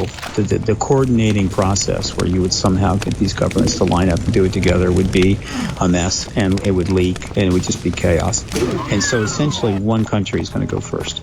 I believe at the intelligence level, deep down, where they have obviously fully encrypted communications, I think there's a lot of back and forth between the intelligence agencies of different countries that we'll never know about. And not a bad idea. And it may be that some things are shared and talked about ET issues at the very deep level within, intel to intel. But I don't know. The acknowledgement is going to probably come from a single government, and then the other governments will very quickly follow right after one another. So obviously we must assume, I presume, that it would be the United States who would lead the way. Over time, it's varied. I think that if Hillary Clinton had won, we'd have gotten it. Several presidents have been pretty much stonewalled by our defense department. So it's been tricky. Meanwhile, other governments don't have the kinds of limitations we have. The authoritarian government in Russia and in China could disclose any time it wants. It doesn't have to worry about the press. It doesn't have to worry about its own military. Xi Jinping or Putin could say, look, it's time to tell it. That's it, and it's done. The U.S. is a little more complicated. So for that reason, I would say that right now the U.S. is about a 30 to 40% likelihood to be first. I think Russia maybe 30%, China maybe 30%. And there's a few other countries that could too. UK could do it. The UK, Boris Johnson, could get in front of a parliament tomorrow and announce the extraterrestrial presence, and he would get even more press, and he'd love it to death. So don't rule out the UK. Well, I think he's a little preoccupied with Brexit on October the 31st, or whatever it might be at the moment. The core issue, and Hedy, one of my regular contributors here, let me just try and summarize this tweet that I've got in from Hedy. Basically, we're looking at the United States. Candidates for president, says Hedy, keep promising disclosure. What if what they hear when they get into power is if we reveal the existence of aliens, the consequences will be apocalyptic, like subjugation or massive civil unrest? In other words, perhaps this issue has been closer to the surface than any of us might assume. But the downsides of letting people know what you would say is the truth are so great that they daren't do it. Well, it's an interesting hypothesis, but very, very little of anything has suggested that hypothesis to me. That's not what's going on. By and large, the presidents have been kept out of the loop, but there has been some interaction, and there's been some movement among some of the politicians. There's some meetings going on the Hill right now. But do you think Trump has been briefed, Steve? There is. I think it's possible that at least one briefing has been presented to him. I think it was the pilots. We don't know who else was in the room, which got my attention. And one of the reasons I'm returning September 1 to Washington, I have a place. I'm going to have an office at the National Press Building. I'm going to start up a weekly podcast, Disclosure Wire podcast, because things are cooking. And as I said, and the fact is that right now, disclosure looks extremely promising if things can be resolved in the terrestrial political area. And that is hard to predict. But I want to be there because things are unfolding and I want to be in the middle of it. But right now, the U.S. is not a lock to be the country that announces first by any means. That's interesting. Of all the U.S. presidents that you've known in your lifetime, and I've known in my lifetime, who do you believe was the most switched on to this issue? There was talk that Reagan was very into all of this. I said, let's just put it this way. Reagan was briefed. He clearly was impressed, but he pretty much played by the rules, though he did like to talk about it. Nixon was definitely briefed, and he did talk about it a little bit. But this is back before the Cold War was over. I mean, and while the Cold War was under, nobody was going to push the disclosure event. It wasn't going to happen until after 92. Carter, who was interested, he tried to do something. He got stonewalled and backed away. Then after 92, things changed. The Clinton administration was approached by Rockefeller to get something going, and they actually started looking at it. And it's possible that Clinton might have made a strong move and been the disclosure president. He did, eventually there was a study done by the Air Force, but it wasn't a study to help Bill Clinton understand the ET issue. It was actually a whitewash designed to cover up the issue, or rather to embargo the issue. And then things get really weird. Bush comes in, that whole 8 years was a mess, and of course we had the Iraq War. Obama comes in, and that's when things start to change a little bit. Because Obama's connected to the Clintons, and the Clintons are connected to the ET issue all the way back to 92. And then Hillary is running, and I was pretty sure she was going to disclose, and that's why we ran the political campaign. Do you think that the factor that always stops this from getting closer to happening is events? Quite simply, I mean, somebody said in British politics, events, dear boy, you cannot, legislate for events. In Clinton's case, it was Monica Lewinsky and the problems that were connected with him and to him for that. Obama had his own issues at that time, a lot of opposition. Hillary Clinton didn't get the presidency. So events all the time intervene. Look, here's the deal. Political activists are trying to change policy. They're really trying to change history in their own way. Some have a lot of money, some don't. But the movements form and change does take place. And this is great, but a political activist is just a tiny thing compared to the vast movement of history. And so you are vulnerable at any moment to 1,000 different variables. And you need to be humble. In other words, a political activist needs to be humble. They want things to happen. They want to happen a certain way. But if they think that somehow they're going to be able to force it, they're mistaken. And the greatest example of this was, of course, the Indian, and this is close to home, the Indian independence movement. The activists wanted the British gone. They wanted them gone. And they were doing pretty well. They were making progress. And then all of a sudden, World War II breaks out. And Gandhi, I think, very quickly said, look, we cannot continue this independence movement. We've got to back away while this war goes on. And so they had to wait 4 years, at least 4 years, before they could engage the British again about leaving India. That's history, and it happens a lot. It is such a knotty problem, isn't it, Steve? There are so many twists and turns in this thing.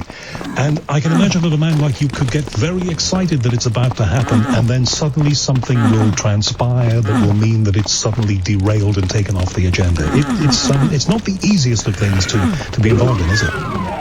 There are activists doing much more dangerous and difficult work than I'm doing, so I'm not going to complain. Sure, it's very frustrating when you're dealing with like these high-end issues that are highly intellectual. It's not street stuff, right? And so it's kind of ephemeral, it's up in the air, and it keeps getting postponed and postponed and postponed. But patience is one of the most important things an activist can have. You need to have patience. Because otherwise what happens is you lose your patience, you get upset, and you decide, okay, I'm an anti-war activist, we got to up the game here, and so you start blowing up ROTC buildings. And by the way, you're saying it's a knotty problem. I think we all agree that Brexit has got to be one of the knottiest problems in the history of the British Isles. Well, I think you have an entire side of the divide they might be on, all nodding their heads to the point where their necks hurt about that one. Yeah. What do you make of Storm Area 51? Now, this was the campaign by this guy called Matty online that got 2 million followers. The idea was that they had some kind of amorphous plan to storm Area 51. Not a good idea for a whole mess of reasons. And now it's become a festival. Do you think any of that helps? Well, let's put it this way. If Matty had somehow been able to set that up, so everybody that signed up to either go or were thinking about going to Area 51 and given him his email address, he would be one powerful dude right now. But he was just having fun. He threw the meme out there, and you know how it is? I mean, what's that Korean group put out that Gangnam Style video on YouTube, and it became the first one to ever hit 1 billion? Who can predict that? And so he puts this up there, and he taps into a lot of energy in American people right now. They're really getting tuned to disclosure. For more and more people, it's not about UFOs. It's ridiculous. It's about ETs and disclosure.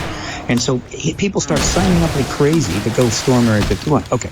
Well, it was a joke, and he said so. And the thing just got out of hand. So that's a bit of a problem. But on the other hand, it's like a petition. It's like a huge marker that I can use as an activist to just show the press and others how much interest there is in the subject. So it's great. Now, as things started to develop, he realized I got a problem on my hand, and I sent him some messages, basically saying, look, you need to cancel this. Well, he realized he needed to say something, and he did, but he never took down the fundamental meme, storm Area 51. And then things got even worse. Facebook pulled it, and he put it back. And so right now they're trying to convert it into a sort of festival. Well, let me tell you something about that. Woodstock was a festival. Hundreds and hundreds of people were involved in setting it up. A lot of money was spent. They had a lot of porta potties. This thing, we've got no money behind it that I'm aware of. He has no staff, and so and no porta potties. And yeah, no porta potties. Plus, Woodstock was where it was. Rachel, Nevada is the boondocks. The population is 30, right? There isn't a toilet within, other than a couple of toilets there isn't a toilet within 100 miles. And so if 10,000 people show up there and think they're going to have a good time, they better have an RV, because it could get really awful. And if 10,000 people show up there, or upwards of 10,000 people, and they're not having a good time, then do you think that will detract from your campaign, from the message? The only thing, the one thing I'm worried about is fairly straightforward. If 10,000 people are out there having a party, a couple of them are going to get the idea, maybe even 20, like, oh, let's do storm Area 51. So they jump in their car and off they go. They're racing down the road to the gates. They go through the gates, and somebody could get hurt. There's some noise in the background there, Steve. Is that the feds breaking in? No, it's just some people on another. Let me see if I can get this. It's okay. It's fine. Just so we know what it is. I was just if the feds were crashing in, that would be. Yeah, go ahead. If the feds were to crash in, that would be fantastic. Well, I mean, we'd be at the center of a huge news story. Absolutely. I'm very pleased for you that that's not the case. Not so pleased for me. My concern is somebody might get hurt out there, and if somebody gets seriously hurt out there, that is going to be a setback for my work, and so I don't want that. And so I'm watching this.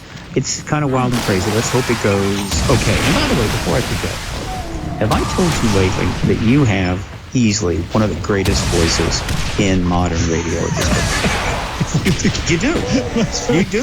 That's very kind of you. I wish I could make some money out of it if that's the case. Well, you got my support. Okay. I would just mention, when you're in Washington, just mention me if anybody's looking for jingles out there. Sorry, that's by the by. back to the issue of disclosure. Now, simultaneous with this whole hoopla about Storm Area 51, Bernie Sanders, a man we associate with social justice campaigns, and of course himself being a potential presidential candidate for the Democrat Party, Bernie Sanders says, I believe at the behest of his wife, that if he becomes president, he will, and he's told anything that is of import and note about UFOs and ETs, he will tell the global population, not just the American population, about that. Why? I mean, this, to me, it was interesting in that it suggested to me that mainstream politicians like Bernie Sanders are now starting to buy into this issue. It was quite unexpected, wasn't it? Well, actually, no, Howard. Look, you remember, I was on your show during the Clinton campaign. Remember that, the 2-year campaign that Hillary Clinton did? As you know, I went to Washington and drove a big media story. I pushed out the story about the connection between her and her husband and John Podesta, the ET issue, so that it might be part of the coverage of her unprecedented political attempt to become president. 400 articles were written. They talked about it on numerous talk shows and so forth. They had no choice because the press was pressing them for comments, and they couldn't do a straight Q&A, and she intended to disclose. Now, Bernie Sanders is a Democrat, and I can assure you he was following that whole thing very closely. All the candidates know that Hillary was talking about this, Podesta was talking about this, and something major was in the works. They all know that. But now it's their time, and of course they immediately get in their little bubble, and they got to be careful, and they don't want to say anything, even though it went on for 2 years before. Okay, but Bernie decides to do Joe Rogan's show. He's got a podcast, very well known. He's a kind of a doorway to the millennials. Very interesting guy. And Joe knows about the ET issue. I've done his show. And so at the end, he brings it up to Bernie, and Bernie elects to answer it and say that I would do it. He was saying roughly the same thing that Hillary had said. Now, again, this is not that unusual, but he's the first one to be that explicit. Yang, who was another one of our candidates, said something positive. Expect more of this. But again, right now, things are so weird, just overall in our politics, that unlike the last election, less like the last election, the situation is so weird that people are saying, look, it's weird enough. Let me just stay away with this for now. But don't be surprised if the ET issue doesn't start to get more into this election as we go forward. The interesting thing about Bernie and what he had to say, and yes, I'm aware that it was on the Joe Rogan Experience, and fair play to him for asking the question and getting the answer. But the fact that he brought his wife into it and said, I promised her, suggested and showed to me that he'd actually been thinking about it. It wasn't just something that was straight off the top of his head. He had to be thinking about it. He watched every part of that last campaign. He saw all of the Clinton statements about the ET issue. He's fully aware it's involved. He's been in the Senate forever. He knows there's hearing meetings going on the Hill right now, or for the last year, between the two of the Stars Academy people, some of the pilots, and members of Congress, including committee chairs. He knows all about that. And so he just stepped into it there. But it's somewhat reminiscent of something that John Podesta said. No, wait a minute. I think it was Hillary Clinton said. She said, I'm going to look into this. I promised, John, her campaign chairman, that she would do that. It was a way to kind of soften the statement. It's kind of saying, my wife wants to do it, but that doesn't necessarily mean I'm totally on board. But again, we're in the early stages. Our campaigns over here, they start 2 years ahead of the election. They cost billions of dollars. Now, in your country, the campaigns start about, 40 days before the election, and they cost typically, a few thousand quid, right? 6 weeks or so, yeah. That's about it. So over here, what happens in the early phase, but the ET issue is always going to be in the political reality from now on, and it'll be interesting to see how it evolves in this time around. And thank you very much to my anonymous texter for reminding me that it was Harold Macmillan, Conservative Prime Minister. He was asked what his biggest problem was, and he was the one who said, events, dear boy. Because events, in the words of Harold Macmillan, of course, are the things that can always derail or change situations and make them interesting. My question for you then, let's leave the politicians aside here. And I know that you're setting up an office in Washington and doing a new podcast, which I wish you well on, of course, Steve, and I'll be listening to it. Of course. If we get disclosure, what happens to you and the Paradigm Research Group? What do you do then? What tack do you take? You mean after I party for a whole week? Well, yeah, you'll be partying like it's 1999. I know that, but what do you do? Is there a role for your campaign then? Oh God, yes. I'll be able to lobby at will. All right, I'll be able to. People will take my meetings. I'll be able to lobby if that's appropriate. I could turn PRG into a think tank. Go 501c. I'll definitely write a book if I haven't already. I'll be able to talk all over the world on the subject. My life will be great, and then I'll be able to decide how do I want to try to impact events, impact policy. Now, a lot of other people are going to be doing the same thing. Big corporations, big institutions, everybody's going to want to have a say in how things are going to be restructured post-disclosure.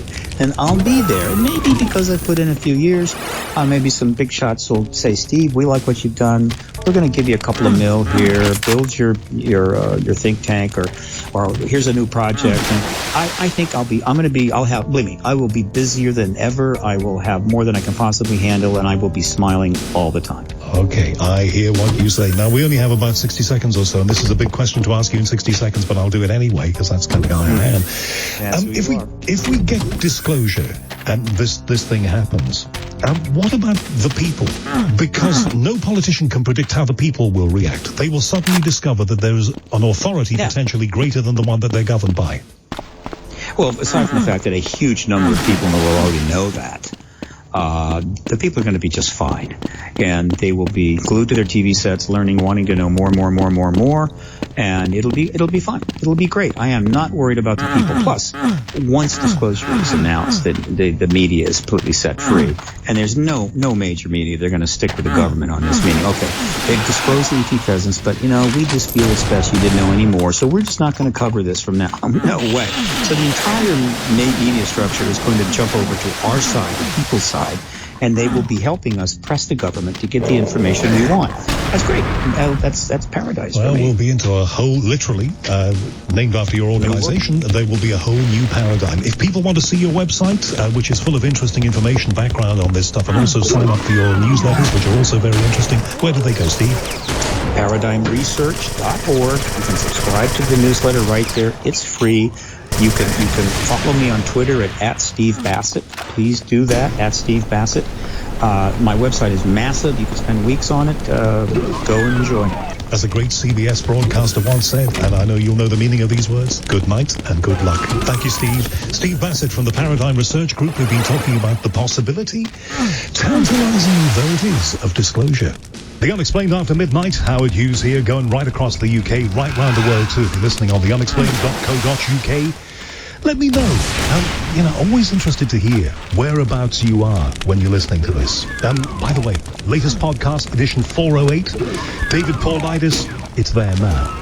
But you've got to listen to this first. In fact, you've got to listen to Paul Ross as well after this, but that's a whole other issue. Dave Paulides talking about missing people. This time round, in this hour, we're going to talk about a subject that I get so many requests for. And it's a funny thing, but then life often is, that most people assume when I say the word cryptozoology, I'm talking about a phenomenon that is about America, North America and South America. We're talking about Bigfoot in North America and the famous film, the Patterson-Gimlin film from the 60s of this creature that everybody swears is not a man in a suit. And in South America, you're talking Sasquatch, and in Australia, you're talking Yowie, or even Wowie, and I'm Howie. In China and the Indian frontier, you're talking about the Yeti. But in the United Kingdom, we tend not to think that cryptozoological phenomena inhabit these islands. And in that assumption, the man we're about to speak with would assure you'd be entirely wrong. His name is Andrew McGrath. He's a cryptozoology enthusiast, he says, on his website, with more than 25 years of research and, quotes, obsession about the unknown creatures living right under our noses here on this tiny island in the North Atlantic. Yeah, that's us. From a wildlife point of view, the accepted fauna of the British Isles were discovered and catalogued in their finite, immovable state in the 19th century. But apparently, that's not all there is. Andrew McGrath in Thames Ditton, very close to London. How are you? Very good, Alan. How are you? Very good, thank you. It's really odd, because you don't live too far away from where I live. I could have come round on the bus and talked to you. I'm sure we probably partied to work. And got the bus back and still coming to work, but that's a whole other thing. Talk to me about this 25 years of interest in things cryptozoological. How did that start?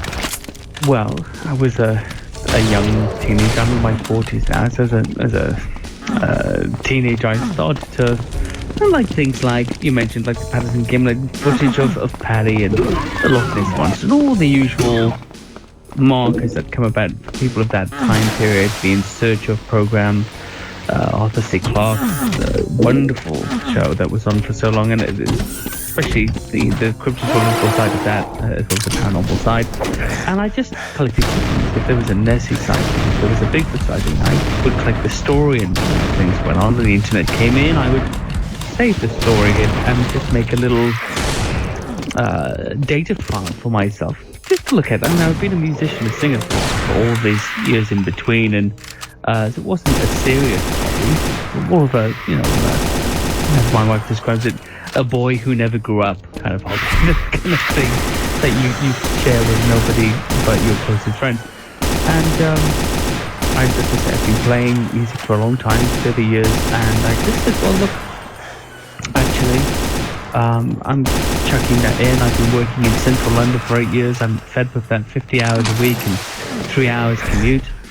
Why can't I just take some time out? We had savings and make something of this monsters thing, as my wife was calling it. And I started with a little blog. I just tried to pitch it as a TV series to some execs, some people I knew, friends, and they said, well, maybe you should write a book first and see how that goes. And plus, you never ever presented anything in your life, and they get some experience and come back to us. And I felt like a blog, and this is in late 2016. And then I thought, okay, well, maybe I could make this a book. There's a lot more to it than I thought there would be. My eyes were always out for the rest of the world apart from with things like Nessie, and I found so many stories, modern day sightings or modern folklore, as I'm calling it now, in the UK. I thought, well, this is great. This is untouched. It's virgin territory. There is a barrier, though, isn't there? The barrier, this Berlin Wall between what is seen as being folklore and what is seen as being real.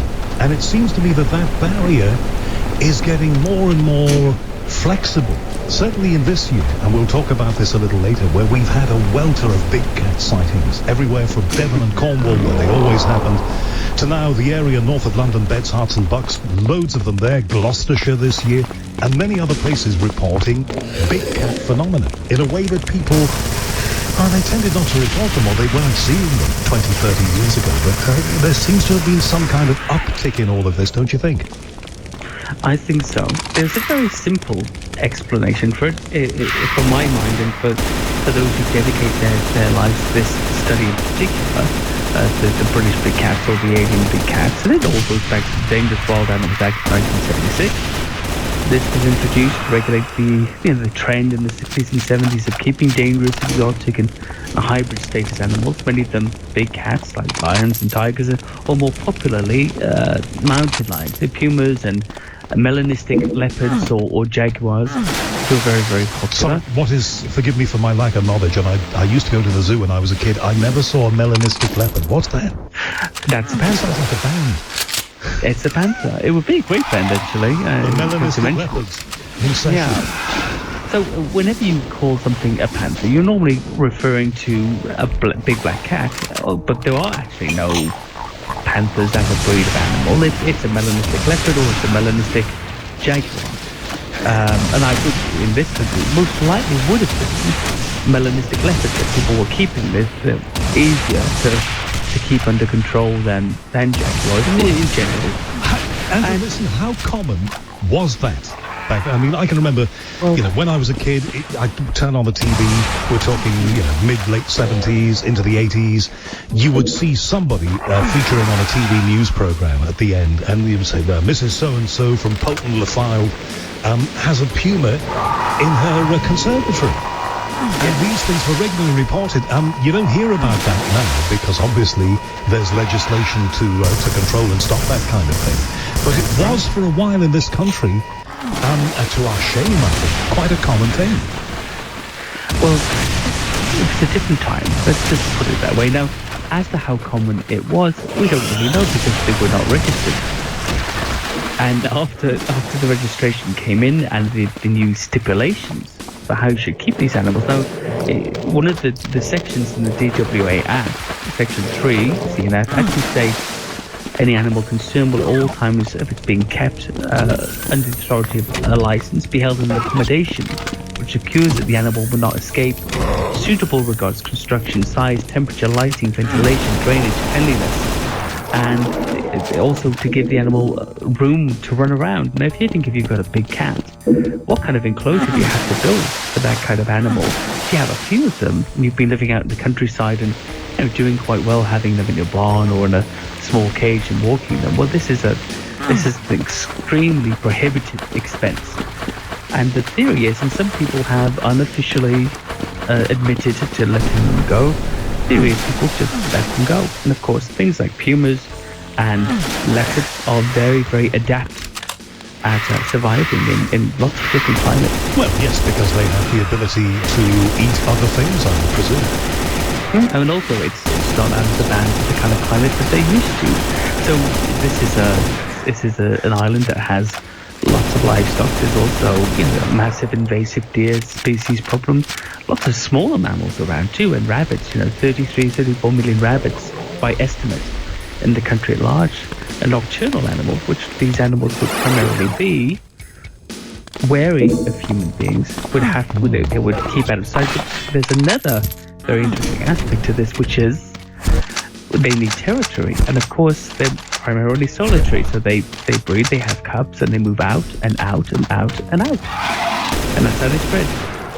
But this is only supposition, isn't it? Because there is a mystery factor about all of this. And even though there's been this massive upsurge in sightings, and the Daily Express, Daily Star, papers like that seem to love these stories. I mean, I've been going back through the archives of those papers and a lot of local papers and websites like, I think, Gloucestershire Live.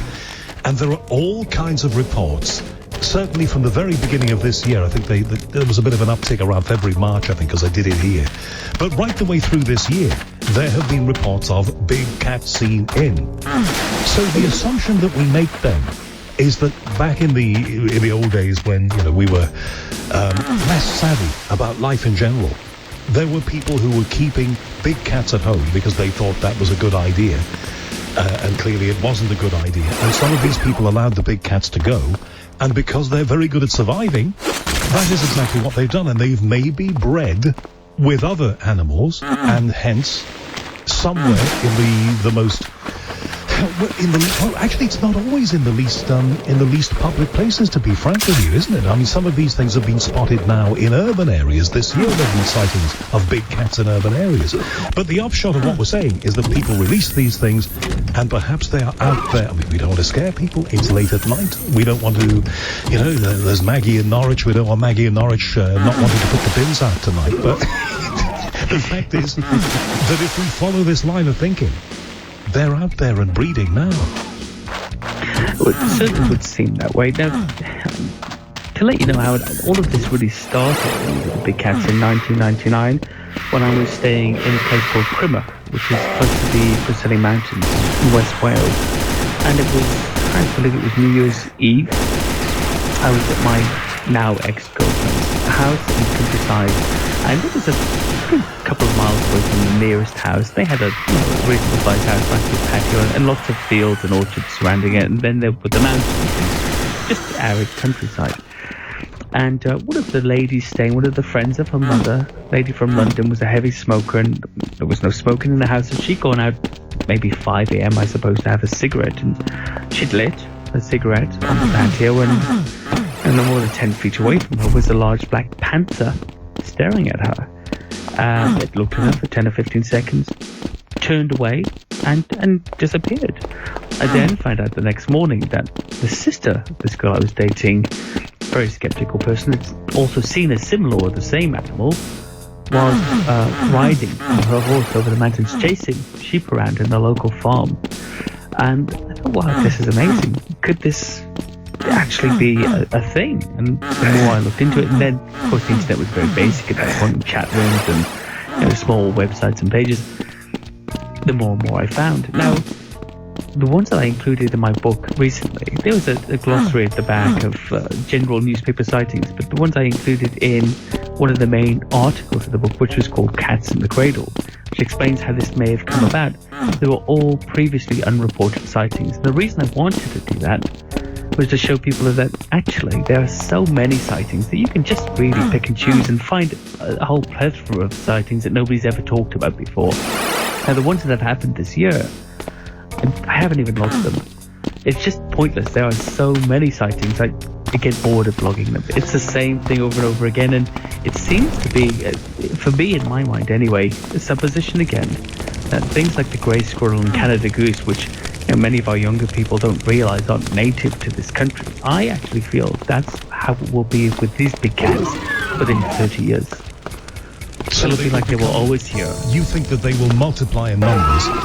There is certainly evidence from newspaper stories this year that they seem to be getting less shy of people, less shy of humans and the places they live. So you think that within 3 decades there is a possibility that some of these things we talk now almost in a folklorish kind of way are going to be commonplace.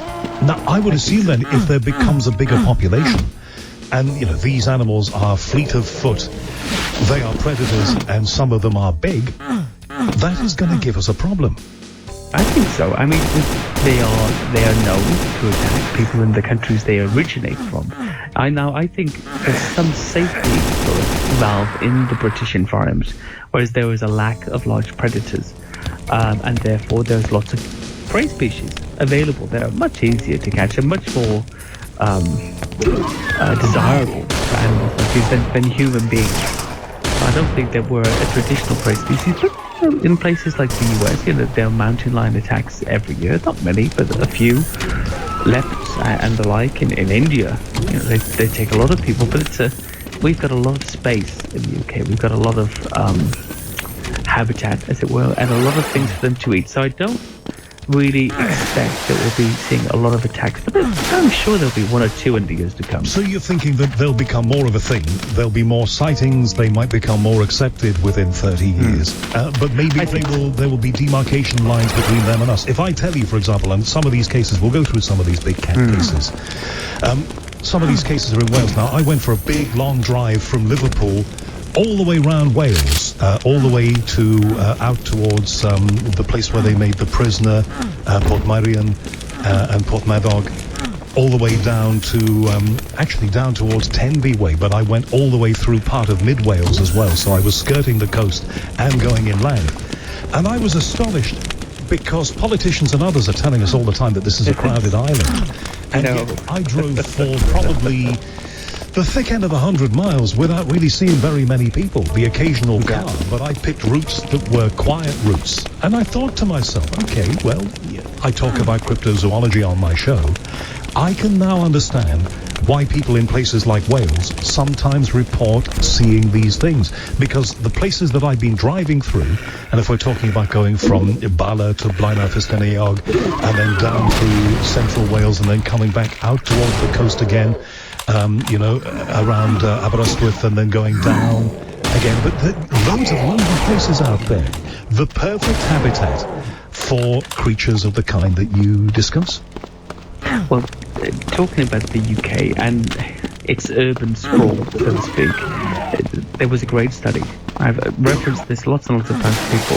It was called the UK National Ecosystem Assessment. So it's a government study that was taken in 2012 about urbanisation in the UK. They discovered only 6.8% of the UK's land area total could be classified as urban, inclusive of rural development and roads. That's 4.1% of Wales, 10.6% of England, 1.9% of Scotland, and 3.6% of Northern Ireland. So, as happened to you when you actually got out there and started driving around outside of the villages and the towns, it's the same here in England, although to a lesser extent. And those lonely places, of which there are many, are habitats where cryptozoological phenomena, a phrase that is not the easiest to say at this time of night, but I give myself another little tick in the box that I've been able to say where they might thrive. Angela Grant is here, we're talking cryptozoology, we've been talking about big cats, upon this we'll get to Whether Britain has a Bigfoot very soon, and also the Loch Ness Monster, which is another speciality of Andrew McGrath here in Thames Ditton, in Dear Surrey, in the UK. All right, we're talking about some of these celebrated big cat cases that you've looked at, and I've looked at some of these. There's a wonderful one here, and it almost sounds like this could be the description of a person, really. The leopard of Llandudno. And it says, this sighting was related directly to me via social media. And of the many reported sightings I get, this particular one stood out as unusual and comical. How so? Well, basically, this took place in the 90s, I believe, and it was a father and son. They were fishing on the beach there in Llandudno, and actually what happened is he even gave his name. The chap was happy to know Terry Brand is his name, and he said he's all black leopard on this North Wales beach. Now, he said it was just after first light, there was good visibility. He saw the leopard stalking sand dunes close by, and they watched it until suddenly it spotted them. Then they ran like crazy and looked back and saw that it was running after them. The same way. Now, he says, in his own words, it must have thought we were fair game. It was literally 100 meters away. Now, I don't think it did think they were fair game because it didn't catch them, and it could have if it wanted to. But he says they go back to the car carrying 50 pounds of fishing gear in record time, and he last of this day, he outpaced his son. He basically overtook him and got to the car before him, which of course is very extreme version of self-preservation there. Actually reminded me of seeing my family members as a child in a place called Craiger in South Wales being chased through a field by a bull while I was in a tree, and watching my grandmother pass everybody and leaping the fence first. Yeah, and you find, in those occasions you find capacities within yourself that you didn't know you had. She was quite heavy and in particular the capacity to move really quickly. Made up the times. Yeah. Okay, now there are a number of possibilities then about this sighting, and we have to say that it is within the last 20 years. These people were convinced that what they may have seen was a leopard. They were convinced that it was making eyes at them, which is a very worrying thing when you're talking about a leopard. Is there a possibility, do you think, because Llandudno, or as we used to call it when I was in Liverpool, for days out it was Llandudno, but Llandudno, because it's a place where there is a lot of entertainment, circuses go there, do we think that something might have escaped? I don't think so. I mean, something has been let go, escaped at some point in the past, but if that happened at this time period in the 70s we're talking about, this would be a descendant of one of those cats in some way. I would think so if they were just in ones and twos. And of course, at some point, the circus that's lost an animal is going to want to find it. It's worth something. So you would think that perhaps the people would be made aware of that. Not 100%, but most likely. I think there are so many big cat sightings countrywide, including Wales, in the hundreds upon hundreds. There's just no possible way at this time that we can say that people have seen big dogs. Now, I was out in the Chiltern Hills yesterday with a friend, and we were walking around this sort of forest there, and at the end of in sort of a maize field that had been ploughed. It was all flat, maybe 300 yards away. We saw a huge black dog running across the field. Now, I was aware of the forced perspective aspect of this sighting because one, either there was like a convex sort of dip into the hill there, so it made the dog look further away from the fence than it was, and yet it was very, very close. So it appeared very, very big. And I think those kinds of sightings, people have them now and again, but it's hard to mistake something like a big cat, like a leopard, especially when it gives chase. You don't normally run away from a dog thinking it's a big cat. And even in this situation that I'm bringing up from yesterday, I couldn't have been convinced that I'd seen a big cat at any point at all. Even though it was completely jet black, even though it was very quick, it went past, the eye responds quick enough to give you the detail of what you're seeing. Of course, it's not 100% with all people. Some people are imaginative. Some people want to see things that aren't there for the sake of it. But most of these big cat reportees or witnesses, or whatever you want to call them, these are people who've never had any experience before, and they're not really looking for anything out of it. They're just shocked. And if they contact me, it's usually to say, has something escaped? Do you know anything about this? do I need to contact the police? And I usually say no. They're not going to believe you, or they'll just log it. Most of them just log it. In your experience, how many of these reports do police log? I don't know. I've never done an FOI on it. There were several that have been done in the past. It was estimated between... Okay, so I've got a little stat here. Like a small stat. 460 reported sightings logged by police in England, Wales, Northern Ireland between 2010 and 2016. That's conservative. And those are the ones that people have obtained with the freedom of information request. So you can multiply that. In the real world, we know that there will be more cases than are, number one, reported, number two, logged. So there's more of this stuff going on. Sometimes, of course, even though you say it is possible to know what's a dog and what's a cat and what is explicable, explainable, but there are cases where your mental jury is out. I had one myself. Until very recently, every Saturday morning, I was up at the crack of dawn to drive out into Berkshire from London to go work there for a morning. And I was well used to the route, which was going via Heathrow Airport, joining the M4 at just after Heathrow Airport, the slip road there, very famous bit of road. I knew every inch, every centimetre of tarmac there. And the last time I did it, I think, or maybe the time before last that I did that drive, I looked to my left as I was going up the slip road, as I've done a million times before, indicating right, hoping to join the motorway, checking how much traffic there is and all the rest of it. And in front of me comes out something that looks like a big weasel gone widescreen. Massively so. Like a weasel that's had the stretch limo treatment. And has got little short legs and a head maybe like a beaver or a badger, but brown in colour and very, very long. I would have estimated, but again, like most people, I saw this thing for a few seconds. It ran out of one hedge and then it ran into another. I would have estimated that its length was about 4 feet. Now that is not something that is in my experience. I don't know what I saw. What do you think of that? I'm not quite sure really, but there may be something... Beast with the M4. No, not a raccoon, but something similar to a raccoon. Well, somebody said it was, did they say it was like a kind of deer? But the thing that made it was a kind of deer was that its legs were not spindly, they were not like table legs, they were stocky, little legs. Chinese water deer.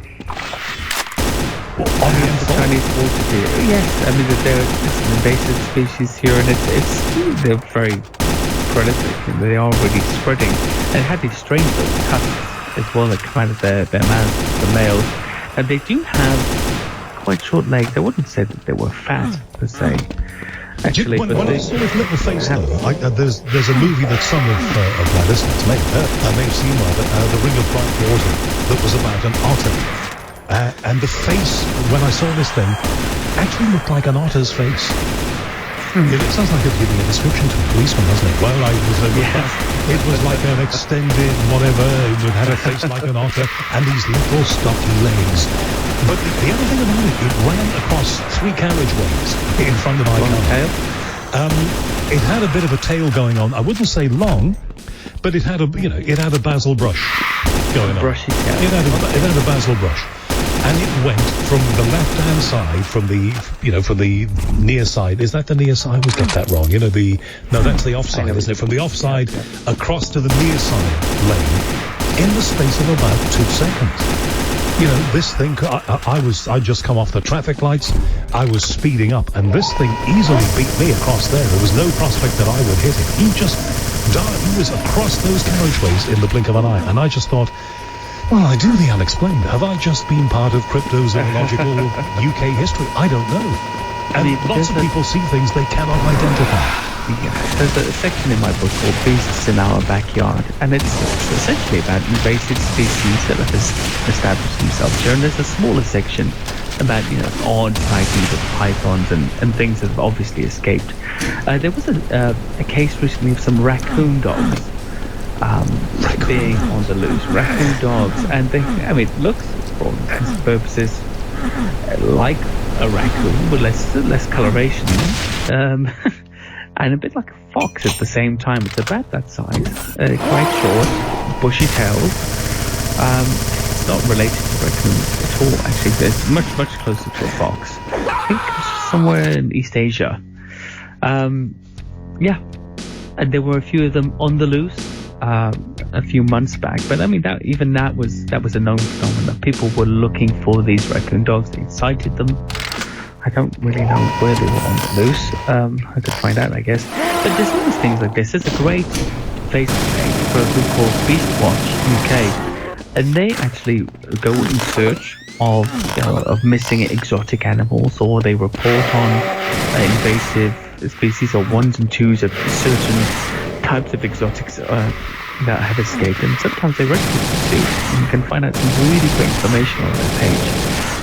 So yeah, raccoon dogs. I never heard of them before this recent case in the British press about two being on the loose and rabid. Well, they weren't rabid. They were quite passive for the cats. Well, no, that's the other thing, of course. If there are creatures of this kind, that they are breeding, they are surviving in the wild, how do we know what they might be carrying? Well, I suppose that's it. But they're most likely going to be pets. So I would suggest that they were very hygienic. Or perhaps, or they could be second or third generation pets. They could be. The sons or daughters thereof. Yeah. But if you've got an exotic pet, and especially one that may be dangerous, or I mean, if you have a skunk now, I think you have to have the scent gland removed. That has to be registered with the Dangerous Wild Animals Act. There's so many bits of legislation. I mean, you have to obey now in that case. So if somebody does have an exotic pet and it's not being snuck into the country, essentially, which in itself is very hard, somebody in control, in authority, and that local authority is going to know about it and where it is. Well, I think, for the sake of the poor animals, that's a good thing. Of course it is. Yeah. What about the Devonshire? I love this one. I love the title. The Devonshire dog catcher. Yes. What's that? Yes. Now, this actually came to me from an ex-flatmate. I started living in Wales a long time ago, and he lived in a small village in rural Devon. I don't know which one. And he was talking to me around this time, shortly after I got into the big cats. And so I had a big cat sighting myself in the year 2000. I was walking my dog. One summer evening at twilight, I became aware of this black shape in the tree line moving towards me. And he thought it was another dog due to the size coming towards them.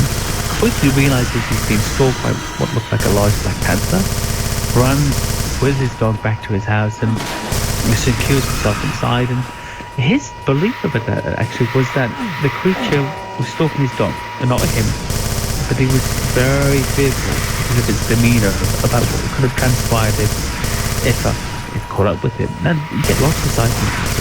But essentially, people have been chased, and what they've associated with the chase is that they've had an animal with them, and the cat's been after that animal.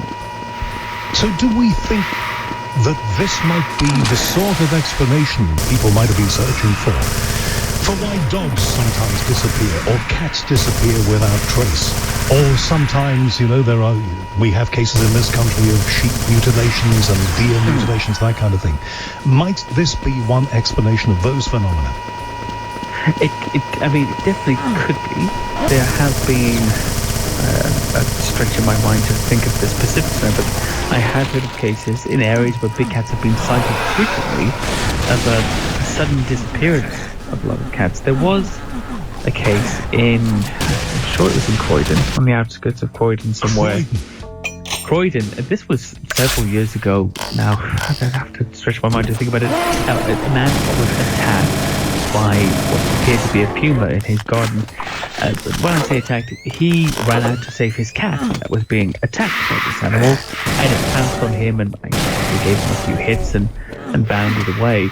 Now, I don't have that one on record, but I remember that story in the present. This is really intense. We both know Croydon well because we don't live too far away from there. Yes. It is the last place in the world that I would associate with this kind of absolutely. One has to say, with the best will in the world.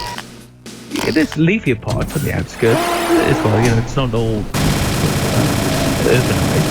But yes, they allegedly, according to some accounts, do come in quite close to town, and I would imagine that's for hunting reasons, hunting rats or people's pets or or maybe even attracted by the smell of food, rubbish, and the like. Because as we said, they have to feed on something, assuming they are here, and I think there's an awful lot of circumstantial evidence building up all the time that they definitely are. Let's do this quickly before we get to commercials here, if we can. Another great title, The Casual Big Cat of Rusper. First of all, where is Rusper? Rusper is in Hampshire. That's close to Surrey. It's kind of on the border, close enough. This is my favourite one. So this was given to me at the end of 2017 by a very confused lady, a horse breeder, and she'd driven into a farm here in Rusper to pick up her hay consignment with a friend. It was 9:30 at night. It was November. Had her full beans on, and it's one of these deals where you pay your monthly tally, and you go in and you pick up your hay. Nobody's there. It's just there waiting for you. And she gets out of her Land Rover, I think it was, puts her hay on top of the truck, turns around, and there suddenly in front of her is this huge cat with the eyes shining back at her. She said it didn't seem bothered at all. It was about the size of a Great Dane, much heavier build, definitely male. That's how close she saw it. When it turned, she could see the body was around 4 foot long, with the tail around 3 foot long. It wasn't a straight tail, almost just around him, and had that curve at the end, about as thick as somebody's wrist. So that's not a domestic cat. Now, she gave me some very interesting aspects of this. She said that it was stocky or good boned, as they would say in horse terms, with sturdy looking legs, a slinky walk of size. It also mentioned that the ears were round, not pointed. So she's definitely seeing a large panther, a male panther. That's where she's seen the thing. It licked its lips by all accounts, and it was about a bus length away, and walked up towards them, and when it got that far away, it went into the bush and disappeared, and never saw it again. And very nonchalant. It had to be a male. Yes, exactly. I mean, they'd be a hasty retreat. And when she contacted me, the main point is that she's eminently well qualified to judge the size of an animal because she works with horses. She's got a good judge of size already, and she can look at something and say that, that's the size of the animal I'm looking at. On top of that, she gave a fantastic description. She'd never heard of this phenomenon. Her email was, I wonder if this animal has escaped from somewhere. Somebody told me I should contact you and find out what's going on. But why casual? Well, because of the demeanor. because of his nonchalant demeanor. Yeah, but also because it's such a random thing. And often when people have these sightings of them, they're either slinking off, or occasionally like this, they're just bold as brass and walking about like there's nothing to it. Like they should be there. And of course, if these creatures have been born in this country, in this environment, then it is their natural environment, and they should be there. They're comfortable in it. So when my employers, the next time they call me a casual freelance presenter, I should actually take it as a compliment, if you'll pardon the expression. The Unexplained at Talk Radio, Howard Hughes here. Andrew McGrath, cryptozoological researcher, the man behind the book and blog The Beasts of Britain, and also soon The Beasts of America. More of that, as they say, anon. You've had a big interest for a long time in the Loch Ness Monster, and you detail, actually on your website, May 2017, you met somebody who was a big part of a thing called Operation Deep Scan. I remember this. This was the big plan to scan the loch and see if we could finally get sonar traces of the beastie. Yes, indeed. Now, Operation Deep Scan, that's one of the milestones in Loch Ness research. The brainchild of Adrian Shine. Now, if anybody doesn't know who Adrian Shine is, you've obviously not been keeping on board with Loch Ness research for this last 40, I think he's coming up to 50 years perhaps, that he's been there. It was a really wonderful idea, really. So they got in touch with somebody called Darrell Lawrence, the head of the US company Lawrence Electronics, and he organized a sonar hunt for the elusive creature of Loch Ness. It was 24 boats fitted with his Lawrence X16 sonar units at a range of 1,300 feet, and they could target objects as small as a foot long.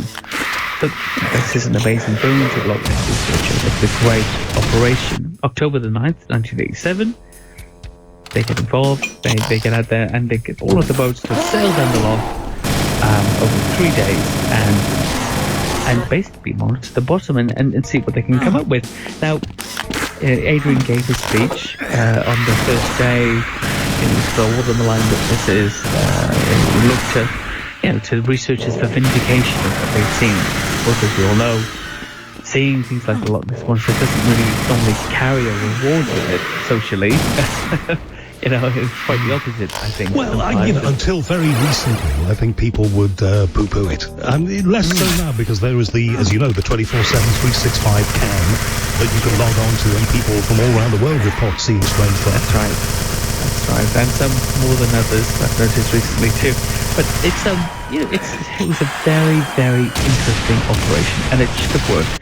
Now, I actually got in touch with somebody called Steve Raven, who was on board New Atlantis in 1987. He took part peripherally in this operation. He was on one of the boats, and he had a really interesting perspective on it, actually, which I hadn't really thought of. I thought that was the definite for Loch Ness Monster. They didn't really find anything concrete, and therefore there was nothing left to search for. And they did have 3 strong sonar contacts on the first day, recorded at 78 meters to 180 meters, but that was it. There was nothing else apart from that during the entire operation. And it would seem as that was the case closed, really, for the whole thing. But what he actually said was, because there were so many boats and with inexperienced people operating all at the same time, they had to keep away from the sides of the lock, so they couldn't scan the sides, they couldn't scan the little bays. That they had to, all of the sonar was interfering with one another, so they had to have it on very, very low. So essentially, they sailed on the lock with this huge sonar screen on its lowest depth, missing 30% of the whole thing probably because they couldn't enter into the little bays. They had to keep away from these rocky sides, and it wasn't a case closed, and this was a demonstration of what could be done, but not the death knell, and definitely not a successful operation. So do you think that needs to be done again? I think that you have to find a different way of doing it, because clearly all of those sonar devices operating together was not effective. Okay, well, what about the effort of the professor? Unfortunately, I haven't got his name in my head right now, but he's been on this show, the New Zealand professor, who's looking at it from a different perspective, and I think his Neil results... Neil Gemmell, thank you, Professor. Yes. We must get him back on the show, Professor Neil Gemmell. Maybe we'll try next week. Neil Gemmell, I think it's Otago University in New Zealand. How I remember that, but not his name, who knows, but it's my age. It's showing through again. He's actually taken away a soup of the lake. He's taken away some of the water, and he's analysing it for traces of anomalous DNA, and I think his results are due out fairly soon. They've been delayed. Now, that's called environmental DNA. It's eDNA. It's a very new science, but it's been incredibly effective. More in things like finding DNA in older forms of mankind.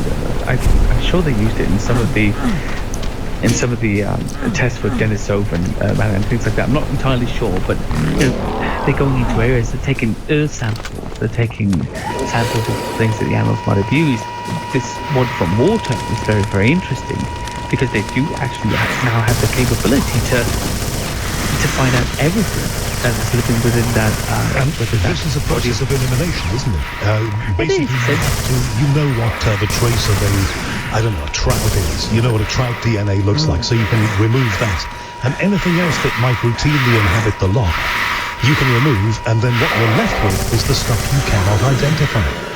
Exactly. So science isn't really about proving anything.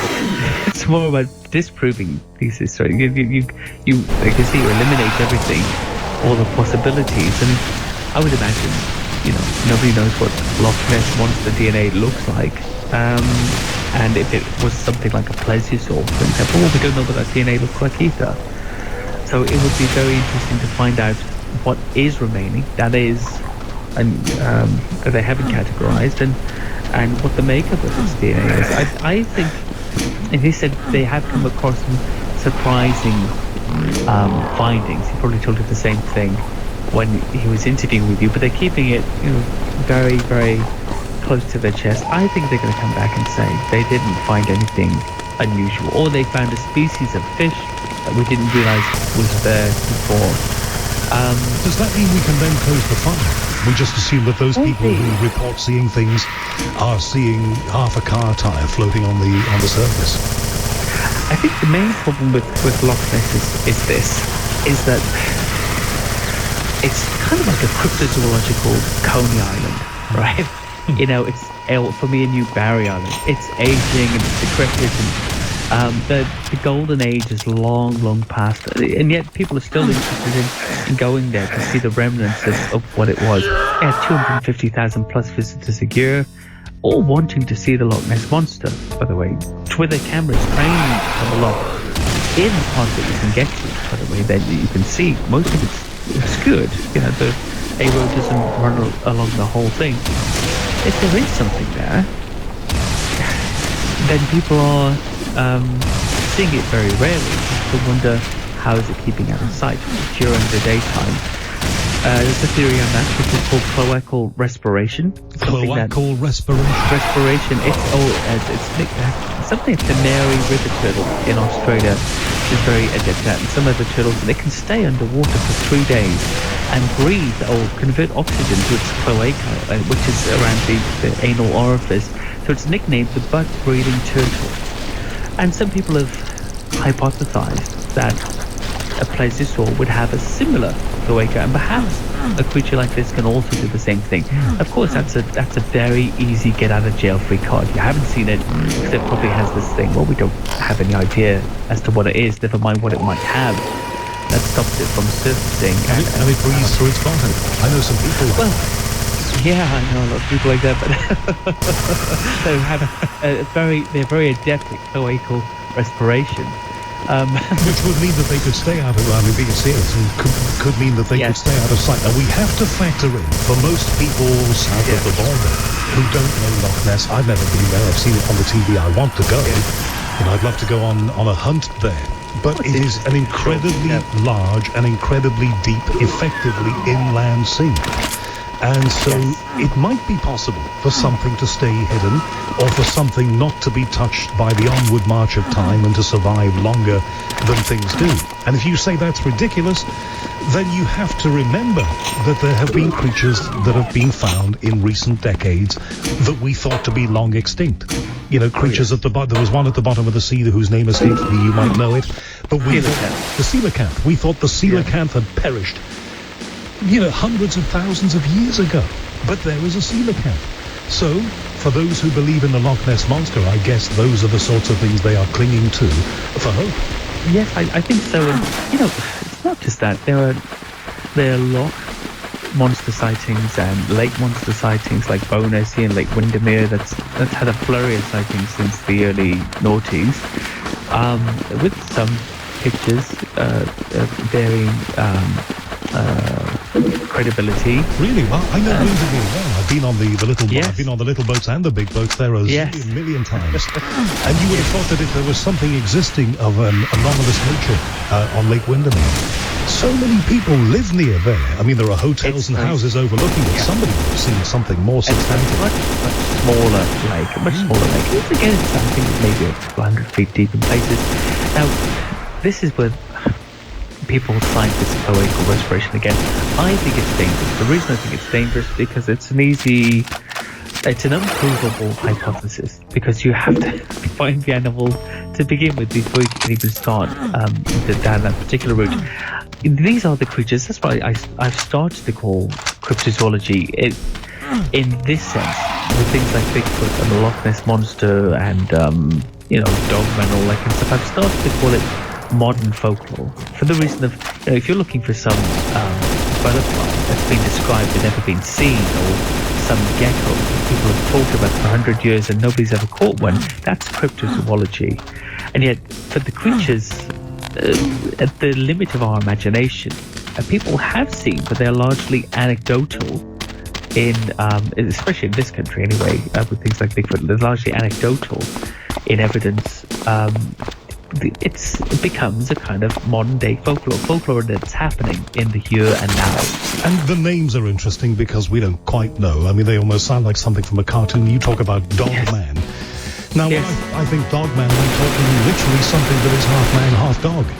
Like a werewolf. And in fact, in my book, Piece of Britain, the chapter is named Dogman Rebranding the Werewolf.